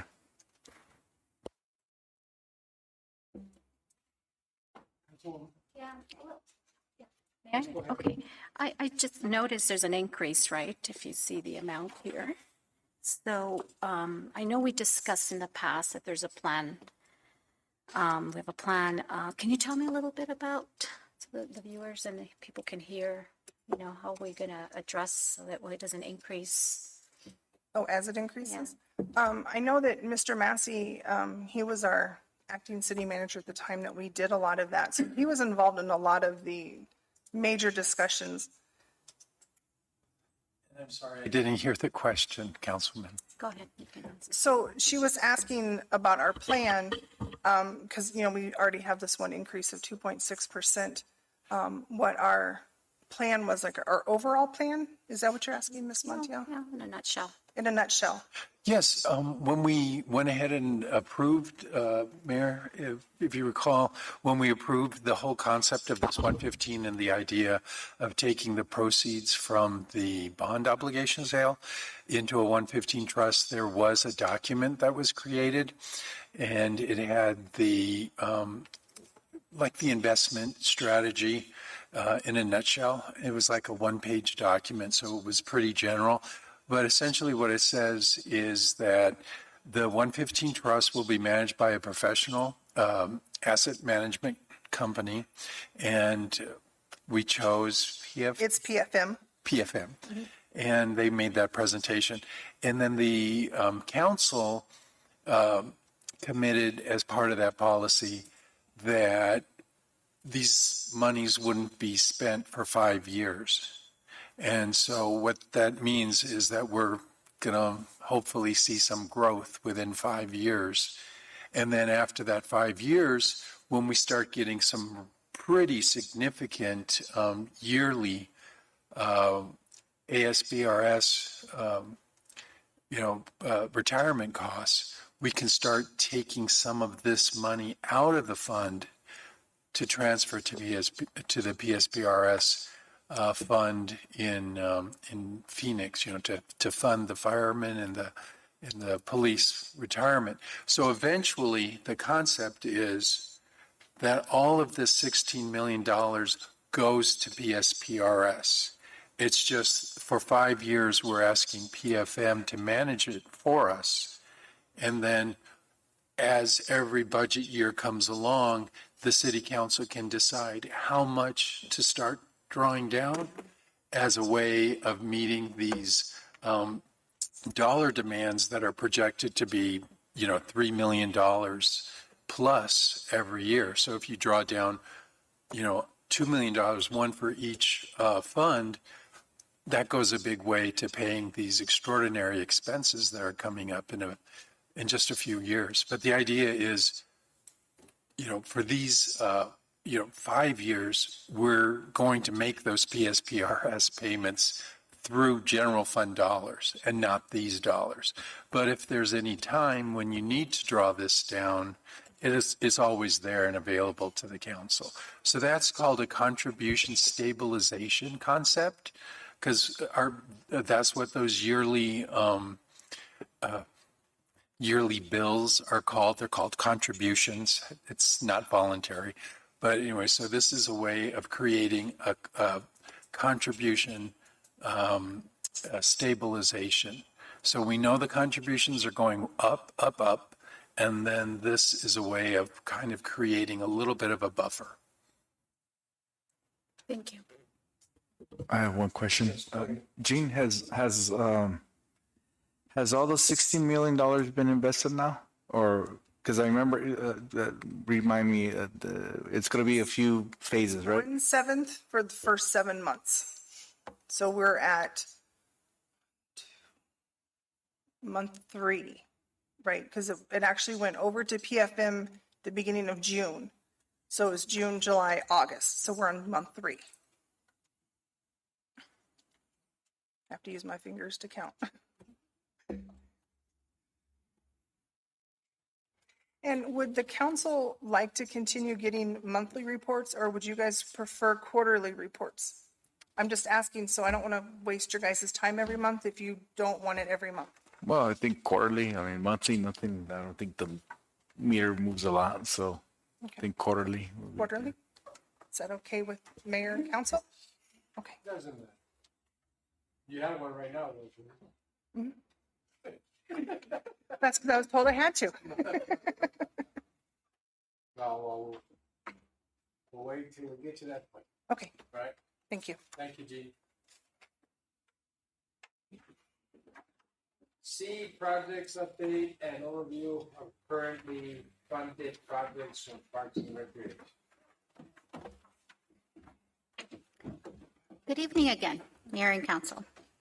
So I did a brief overview of the projects that we were finishing up from last year, as well as the one that we've already began this year. I know the big one, of course, is Deshea Park. The state finally did give us overall approval in June of 22. So right now we are in the process of bidding. We did the bid advertisements July 21st and 28th. On August 1st, we did have the pre-bid meeting at Public Works. On the 22nd, we will have the bid opening here at City Hall. And on September 7th, we hope to bring Mayor and Council a contract approval so we can begin construction. At this time, we did lose a $27,000 grant from the Arizona Development of Disabilities Planning Council because they wanted their products installed in the completed park by September 30th. I had been in communication with them since March. We got an extension. At that point, she never said it had to be installed. Once she took everything back, she let us know this 2 weeks ago. Well, it has to be installed by September 30th. So fortunately, this will not hold us back from applying with any monies for them to get any future funding. So we are already looking for new funds to cover those $27,000. Anza Park, the park structure has been ordered. It was ordered in May. The delay on the ordering was because prices did go up. The original grant that was written to Tohono O'odham, the structure was in that grant for $85,000. When I quoted it, once we got the money, it was $180,000. So we went through different vendors. We're getting the best prices, looking at what can we cut without actually cutting for our community when it came to the ADA structures. And so we finally came up with a structure that was about $140,000, which stays within the grant money of the Tohono O'odham grant. The park already has new LED lighting, and we are still adding more lighting to that park. Fletcher Field number 2 lights will be installed at the end of August. We were hoping to begin at the beginning of August as soon as regionals ended, but because of monsoons, we've pushed it to the end of August now. Little League bleachers were replaced and they are ADA compliant. We have not put up or purchased the canopies yet because, again, prices have gone up. So we're trying to figure out where our best prices are going to be for those canopies. The dog park, the entrance was installed. That entrance was donated. We have trash cans up. We have obstacles that we bought locally. We have more obstacles coming in. We have the water fountains in place. We are just waiting for the parking lot to be completed. Streets, as you know, has been very tied up. And so that's where we're holding off on that right now. We're waiting for streets to find some time to get us that parking lot completed. The plaque's already been ordered, and that should take, well, actually about 2.5 weeks now. The Palo Duro building, we're working on beginning to start getting different quotes because, again, when we originally started the quoting, everything's gone up again. So we're working on that. We're hoping to open the bidding process on that. We have the driving range ready. That's the last picture on the bottom. It's green. Driving range is ready. We have a range ball vending machine in the process of being ordered so that people can actually go out and start using the driving range with that vending machine and not have to have somebody there to assist them. Scoreboards have been ordered for Little League, Memorial, and both Fletcher 1 and 2. We did have some issues during regionals due to the electrical storms, but scoreboards have already been ordered at this point, and they will be LED boards, so hopefully that will last us longer in the long run as well. Park lighting, many of our parks have already been switched over to LED lighting. Noting major differences, not only is it brighter, but it's saving us on electricity. Parks that have already had new lighting, we have Beck, Harum, Camp Little, where we're still adding more lights there because once we changed out the lights that were there, we noticed it wasn't giving enough light in a lot of areas. Basketball courts weren't well lit, so we've added different lights with the help of the city electrician. Skate Park, Monte Carlo Park, Las Canchas, the Library Park, the Rec Center, and Madison. We are looking at solar options right now for Hohokam Sky Park. We did receive some APRA funding for that. We're in the last process with that. We've already done the cultural study, so we should see the money for that in the next 2 to 3 months. We're looking at solar lights at Meadow Hills Park because there's no electricity there, the driving range, and the dog park. And these are just the parks that have with the new lighting. Just a note there, LED lights do have a lifespan of 13 years. So I did add in this slide just to give us an idea of what we're saving with changing to LED lights. Anza, the first one here, we have in the past, by day, on an average of 4 hours a day, we're looking at a usage of 48,000 kilowatts a day. We're down to 8,000 kilowatts a day. So saving us 40,000. On the bottom, I did put previously we were using, in all the parks that we've changed at this point, we were using 187,600 kilowatts a day. That's down to 54,600, so saving us 133,000 kilowatts a day. Cost-wise, I'm not sure what our breakdown is and what we're, as a city, is being charged per kilowatt. But I know I did talk to someone at Unisource. They said business-wise, it's anywhere between 8 cents to 14 cents per kilowatt. So that could be an average of $18,000 a day.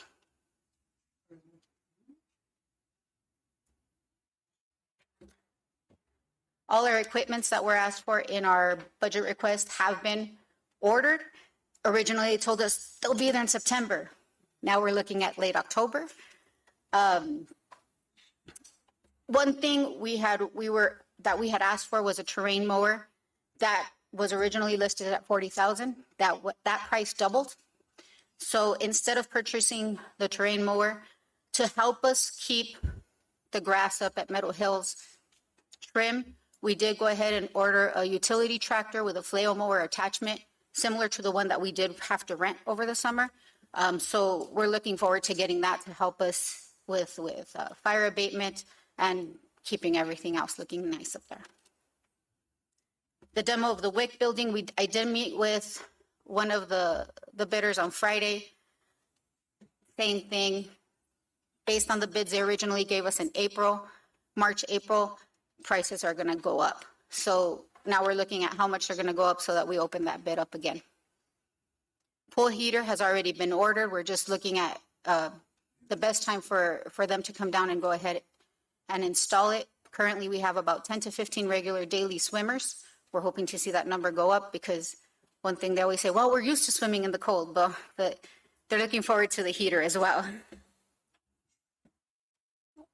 We are also working with the Tucson Skate Park Alliance and Muerto Skateboard Company for a skate park redesign. The metal ramps at our park are outdated, can become a liability.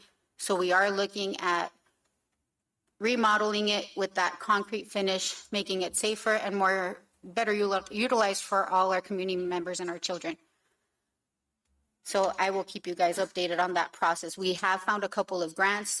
They've also talked about coming down and helping us with raising money to complete this redesign with having exhibitions with skaters. Any questions? I have a question that the skate park you're talking about is the one that we have right now, huh? Yes, ma'am. What about the other one, the new one that you mentioned next to the building that you're going to demolish? That's another thing that we're playing with, putting either a small skate park there. Also, the property that we just acquired on Trinidad could also be a pocket skate park. There's different things that I want to bring back once we have redesigns. With more background to that, I will be bringing it back to Mayor and Council for your direction on which way you want to go on our pieces of property. Other things I've heard from the community is pickleball courts, sand volleyball courts, which could also be utilized there where the WIC building is being removed. So I want to get all that information in place with solid numbers so you guys can make the best decision on what you want in those areas. Yeah, I have another question. I was approached by some of the artists that painted the Yes, ma'am. things at the skate park. Yes, ma'am. What's going to happen? You want them back? We already sat down with them on Friday. Okay. And we're working on different plans. We're talking about whether we want to paint that right now or wait till we have a remodel completed. We've also talked about bringing art into other parts of our parks, which again, when I have a solid plan in place, I want to bring that to Mayor and Council because we want to make sure that the art is approved by you guys before it goes up in any of our parks. Perfect. Thank you. I'm also meeting with Evan Corey about possible funding from the county to support us with that. Thank you. Go ahead.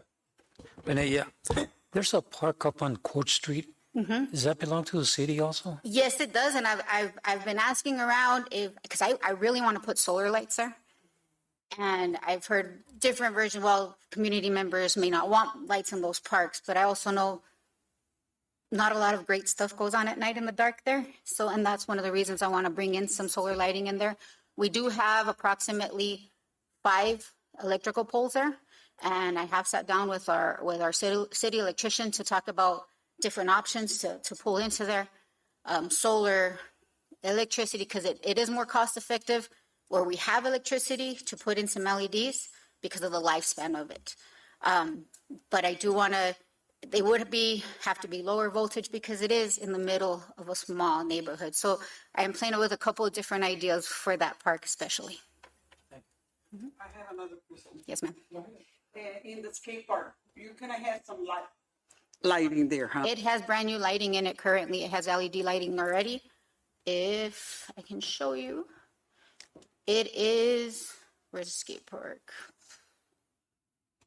It's on the 3rd column in the middle, yes. And it is bright. Perfect. Because that is one of the things that we had heard. That was one of the problems. Yeah, a lot of the parks were very dark. And I mean, we started, I think, with Karam, and we jumped right over to the library park because we had issues there at night that I had talked to Chief about as well. And we worked diligently to change those concerns quickly. Thank you. Yes, ma'am. Mayor, I have a question. What are we going to do with the issue of the swimming pool at Wade Carpenter?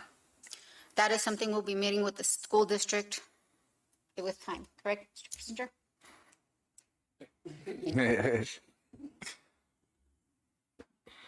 Yeah, I've already started a very, very preliminary conversation with the school district on that pool. Unfortunately, we have a city asset, a pool inside of a school footprint.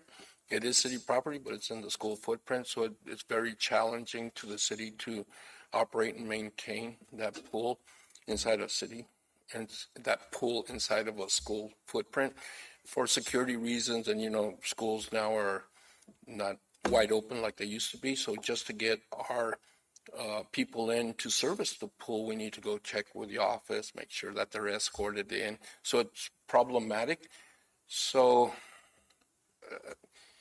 and this is very, very premature to be bringing it for mayor and council or any type of a decision, but just initial conversation with the school to see if maybe we move that asset, if possible. I don't know, we'd have to go back and research the grant that gave us that pool, but that funded that pool, but to move that pool into school property in exchange for some other type of property or some type of a trade or something that might be in the best interest of both City of Nogales and USD. But it's a challenge for us to maintain that pool on school property. So what's the current cost to run that pool right now? Well, I'll have to ask Renee to talk about that. With everything going up, especially chlorine and the age of some of the mechanics there, you're looking at about $5,000 to $6,000 a month.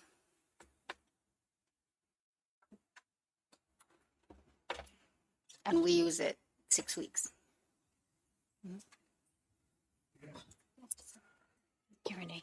I know it's a tough job trying to manage and keep people happy in the community, because parks are part of the community, and they think parks are very important for their children and families. I noticed that the Chea Park here, I get complaints about it, and I know you do too. Is there anything we could do just to kind of fix it up a little bit? I was there this Saturday on a fire event they had there. Is there anything we could just do? Because it's taking a long time to get the Chea Park going. I mean, honestly, it's been a long, long time. So is there any way we can just fix some stuff, maybe put some shades, put some new swings? I know it's going to cost money, but maybe we can do that temporarily. At this point, since we're looking at starting construction in September, I hesitate to put anything new in it. Okay. Thank you.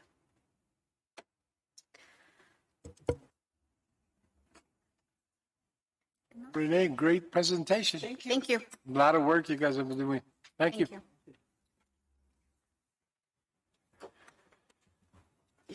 Okay, number 6, financial monthly report. Is this the one you're talking about, Jane? This is the normal monthly report. I know, just joking. I don't have pictures. There's no colorful stuff. I'm sorry. You know how you can really make it exciting? I might have a $2 bill I can show you. Yeah. You know how you can really make it exciting? Don't let it go past 2 minutes or 3 minutes. Okay, I can do this real quick. So this is the June financials. As you know, the year has not closed yet because we keep it open until September 30th in case of invoices that come in. At this point, for our general fund revenue, we have ended at 110% of what was budgeted and of revenue and 85% of our expenditures. So if you wanted to look at your table A, we ended up with $27,939,100 in revenue. And our expenditures were $24,820,605. So also the shared revenues, we ended the year with amount higher than budgeted by $723,626. If you go on to table B, June, we collected $827,630. It was less than June of the previous year. June of the previous year had part of May booked in it. So June of 21 looks huge, but part of it was from the month before. We did end $1,730,885 over last year. And then table C, that one's real quick. That is your general fund expenditures. And we only ended with 2 of our departments over budget, which those we knew were going to happen from the start. That was our Nogales rides and animal control. If you move on to table D, I'm trying to make it quick, Mayor. Table D, our revenues came in for the streets at $2,480,604, and our overweight fees came in at $376,770. Both of them, one right at 100%, and the overweight was at 215%. Our expenditures for streets was $2,546,405. We're at 65% of the budget. And overweight fees came in at $868,558, which was 44% of the budget. If you move on to table E, that is our sewer. Sewer revenue collected $3,631,120, which was 95% of what was budgeted. And expenditures came in at $2,829,109, which was 116%. That overage, a lot of it is due to that WIFA loan that we took out last year. Table F is our water. Revenue for water, we collected $3,917,281, which was 101% of the budget. And our expenditures were $4,423,886, which was 86% of the budget. And then table G is our sanitation. And sanitation, we collected $2,919,199, which was 95% of our budget. And our expenditures were $2,399,850, which was 74% of the budget. Is there any questions on that part? Okay. Then the other part is the water and sewer delinquent accounts. We currently have 6,160 active utility accounts. We have 415 that are on contracts. The total of those contracts are $146,623.06. And we have 4 less contracts because they paid their contracts off. We also have 113 delinquent sewer and sanitation accounts, which totals $284,669.74.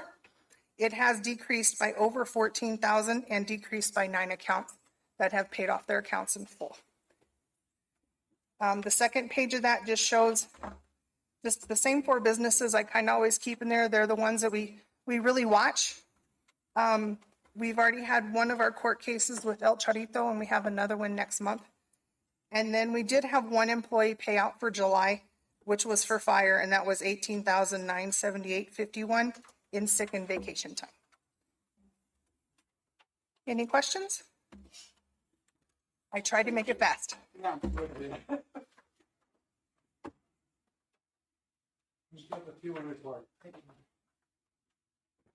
Let's go through it really quick, Mayor and Council. The fuel report for June, if you look at it, and kind of what we base a lot of this on is the sanitation, because their miles, what they drive, the gallons, and that is pretty much similar month to month. And it just really what stands out is it almost doubled in cost from June 21 to June 22. There's a few departments that might be putting a little more gallons in than usual, but it's because they've got a couple more vehicles, staffing. But the ones that might stand out that maybe we need to look at, I'll get a hold of that department and see what we can do differently. Other than that, it's the cost of fuel right now is making a big impact on our fuel budgets. If there's any questions, Mayor, Council, go ahead and ask. Yes. Yeah. I noticed that the gasoline price has been going down a little bit. Is that helping any at the? It should. We haven't, I mean, July, it might show something, but especially August, which will be in 2 months, because we're a month behind, really a month and a half, 2 months behind. So when we get the July might show a little bit of difference, but August should show something because it's come down a little bit. We're hoping. And departments know out there to watch and remind their people to watch their fuel. Thank you very much, Mr. Dickey. Number 8. E, consideration possible action of liquor license 2022-09. Approval of recommendation of issuance of a special event liquor license application for Ms. Socorro Rangel for San Felipe de Jesus Parish for a fundraiser September 3rd, 2022. So moved, Mayor. Second. Discussion. Hearing none, all in favor, signify by saying aye. Aye. B, consideration possible action of liquor license 2022-10, approval of recommendation of issuance of a special liquor license application for Ms. Mercedes Espinosa for San Felipe de Jesus Parish for the fundraiser October 29th and 30th, 2022. So moved, Mayor. Second. Discussion. Hearing none, all in favor, signify by saying aye. Aye. C, consideration possible action liquor license 2022-11, approval of recommendation of the issuance of liquor license for Miss Andrea Gelman Lekowitz for Papa Locos.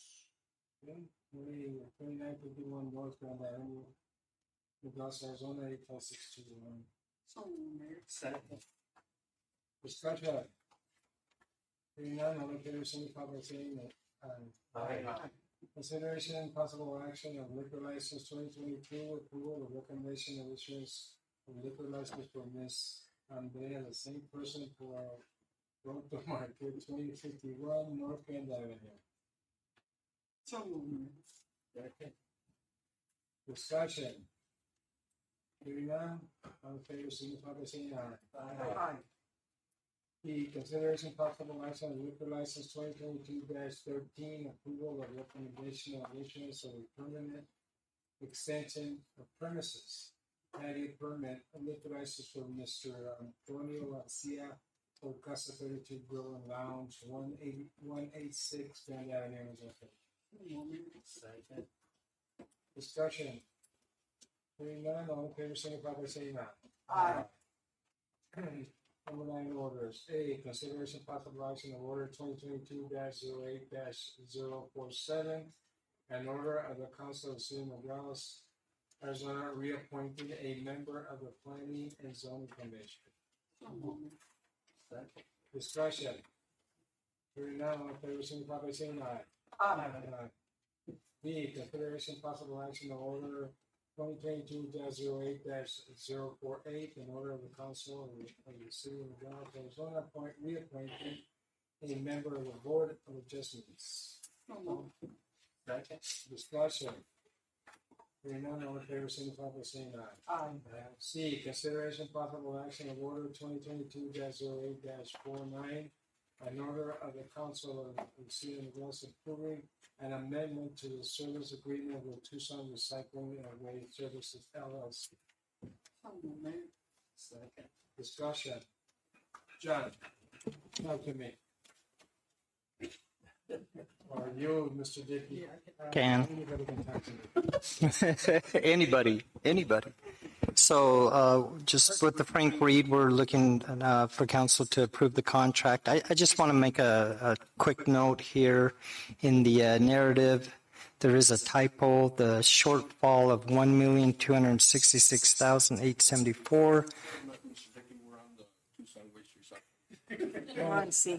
Line C. You're all over the place, Mr. Dickey. I'm all over. Yes. We're not on 19. Talk to him.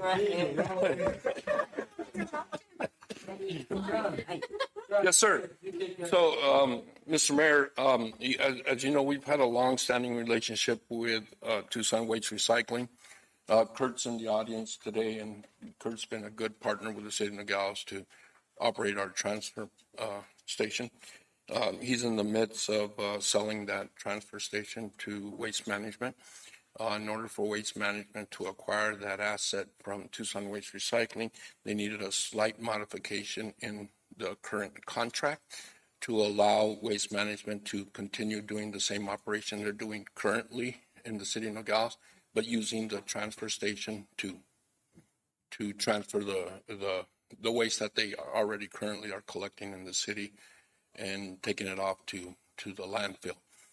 That's the modification that's in that. In exchange for us changing that portion of the current contract, which expires when, Mike? Do you remember? Do you remember when it expires? 2024 is when it comes up for expiration. They've agreed to waive the CPI increase for the next life of contract, for the life of the rest of the contract, which is a good deal for the city of Nogales. And staff recommends that we accept the modification to the current contract. What's it going to cost us? Nothing. It's going to save. Now, nothing. Does anybody talk to me about that? Yeah, come up here. At the end of the contract? At the end of the contract, Yeah. what's it going to cost Nogales?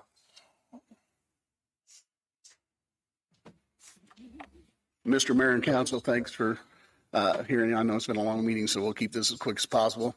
Tucson Recycling Waste is in a contract with Waste Management to sell our assets, all of our company, Tucson related, as well as Nogales. Obviously, we're not selling transfer station. We're selling the contract to run the transfer station.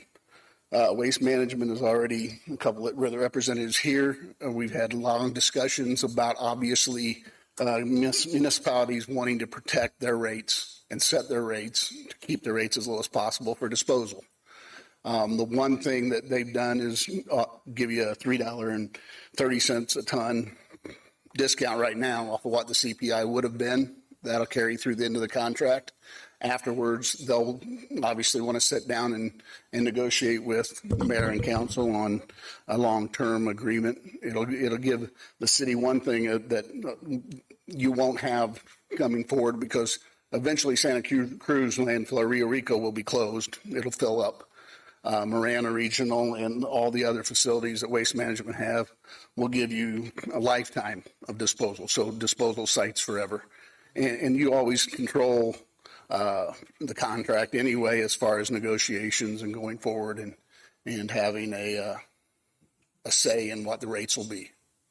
But it'll give you a better, in my opinion, it'll give them a better safety record. They have better machinery. They have the ability to do better things for the city going forward to make your waste disposal options much, much better than what we were able to provide. Thank you. You're welcome.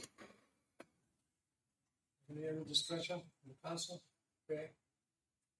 Did we have a motion on this already? I think we did. Yeah. Okay. All in favor, signify by saying aye. Aye. Opposed? Yes, have it. Thank you, Mr. Mayor. Thank you, John. Yes, sir. Okay, now we're going to get to that one, Mr. Dickey. Are you ready? Yeah. Excited. I've been waiting all night. Consideration possible action on order 2022-08-050, an order of council of Arizona authorizing the city manager to award a contract to Innova Engineering for the Frank Reed Road pavement replacement project. Second. Discussion. Okay, Mr. Dickey, you want to say something? I was just going to say, in the narrative, we state in there that there's a $1,266,874.80 shortfall. That number is actually $1,276,870. So a difference of $10,000. It doesn't affect the cost or source of funding. Those numbers do add up to where they need to be. It's just a typo in the narrative. Is there somebody here that could speak on reference to this project? Juan might want to say a few words. Council has any questions? Just one question, Juan. Sure. Good night. Yes. Good evening. Good evening. I'm shaking with it's cold here. Are you shaking because it's cold? Not because I'm afraid of the council members. I'm shaking from. Just one question. No, make it two. Okay. It'd be easy. When are you gonna get started? Okay. And when are you gonna finish it? Okay. I have answered for Tell the me first this one. year, whatever you do. Yeah. I talked to the contractor today, and then they are ready to start with this project by the end of this month. And then they have 120 days to complete the project. Oh, good. If they can do sooner the project, they will make progress by. They have. Is this being recorded? Okay. Yeah. In similar subject, we have the parallel project going on with the ADA. According to ADA, they will be done with the design of the pedestrian pathway by December this year. Good. So by that time, we hope to have finished the realignment. Your section, and then they can come in. Correct. Good. See, what else? Easy. Yeah. It's not cheap. Yeah. Yeah. I'm not shaking anymore. Any more questions? Thank you, Juan. No, thank you, Juan. Okay, all in favor, signify by saying aye. Aye. Aye. Opposed? The ayes have it. Thank you. You've been at this meeting too long, then I'm not even gonna have, I'm not even gonna do my running list. That's how good. So whoever wants to have a mayor council report, go for it. Start with whoever you want. You go ahead, start. Okay, I'm gonna be. Okay. I'm not even gonna. Okay, we have a new project that Consulado had originally, and it's called the Old City Campus Project. We already had the first meeting a week ago. Robert, I'm gonna invite you to the second meeting. It's the school superintendents, Infoculta, Nogaleria, La Línea, Cultural Arts Committee, and the city involved. And I'm still working with the Fiesta Spark resident. We're almost half. Wait, that's it. Oh, all right. Go ahead, Councilman. Okay, I was gonna say one thing. I attended the employee service recognition, which is very great. I didn't realize we had so many employees with so much time in the city, and especially Mr. Kissinger with 40 years. Congratulations, thank you for your service.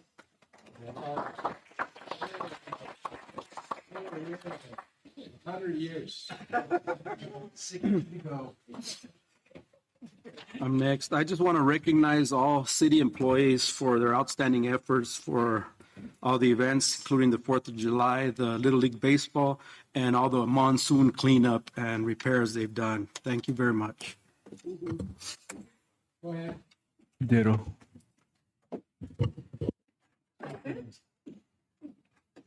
Okay, I would like to personally thank everyone that was involved in last Tuesday's election, especially the voters, the election workers, the poll workers, the employees that made this process more efficient. Thank you to all.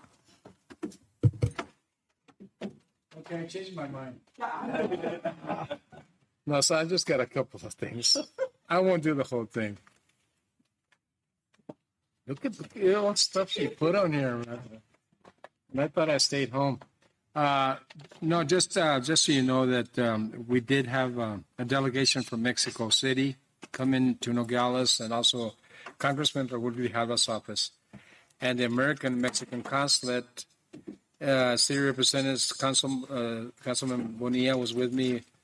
We did a border tour in Keno Springs area. On the July 23rd, we celebrated Grand Master Henry Rios ceremony that was held at the Parks and Recreations, celebrating his life and legacy with the Taekwondo community. He was the first person in Nogales that came in the 60s, even 70s, late 70s, and taught kids here Taekwondo, and not only kids. And he was a Green Beret, Vietnam veteran. Also, he was in Korea. So, Councilman Diaz and Councilman Bonilla would be. It was a great event. We had a great time there at the recreation, and they brought in a plaque that's going to be at the lobby there in memory of him. And he's not doing well health-wise. He's not doing well, but he managed to come to Nogales. So he's like I said, he's a hero of Nogales. And then I also participated in the Jump Back to School event. So that was a great event too. Over 500 students were served there. And I won't read anymore, guys. Thank you. All right, what else do we have? Future agenda items. All right, let's go. No, wait. Isn't staff going to bring us actionable item on the increase for the? Oh, for the, yeah, but that's already documented. Yeah. Jesus, don't get all upset. Why are you crying? Oh, looks like you're crying. My Get you in contact this. has been bothering me for the last 2 Oh, hours. So I mean, we didn't say anything to really, No, you're okay. It's not a feelings, it's my contact. Okay, all right. Phoenix, all right. You're a good man. All right, motion to adjourn. So moved. Yeah.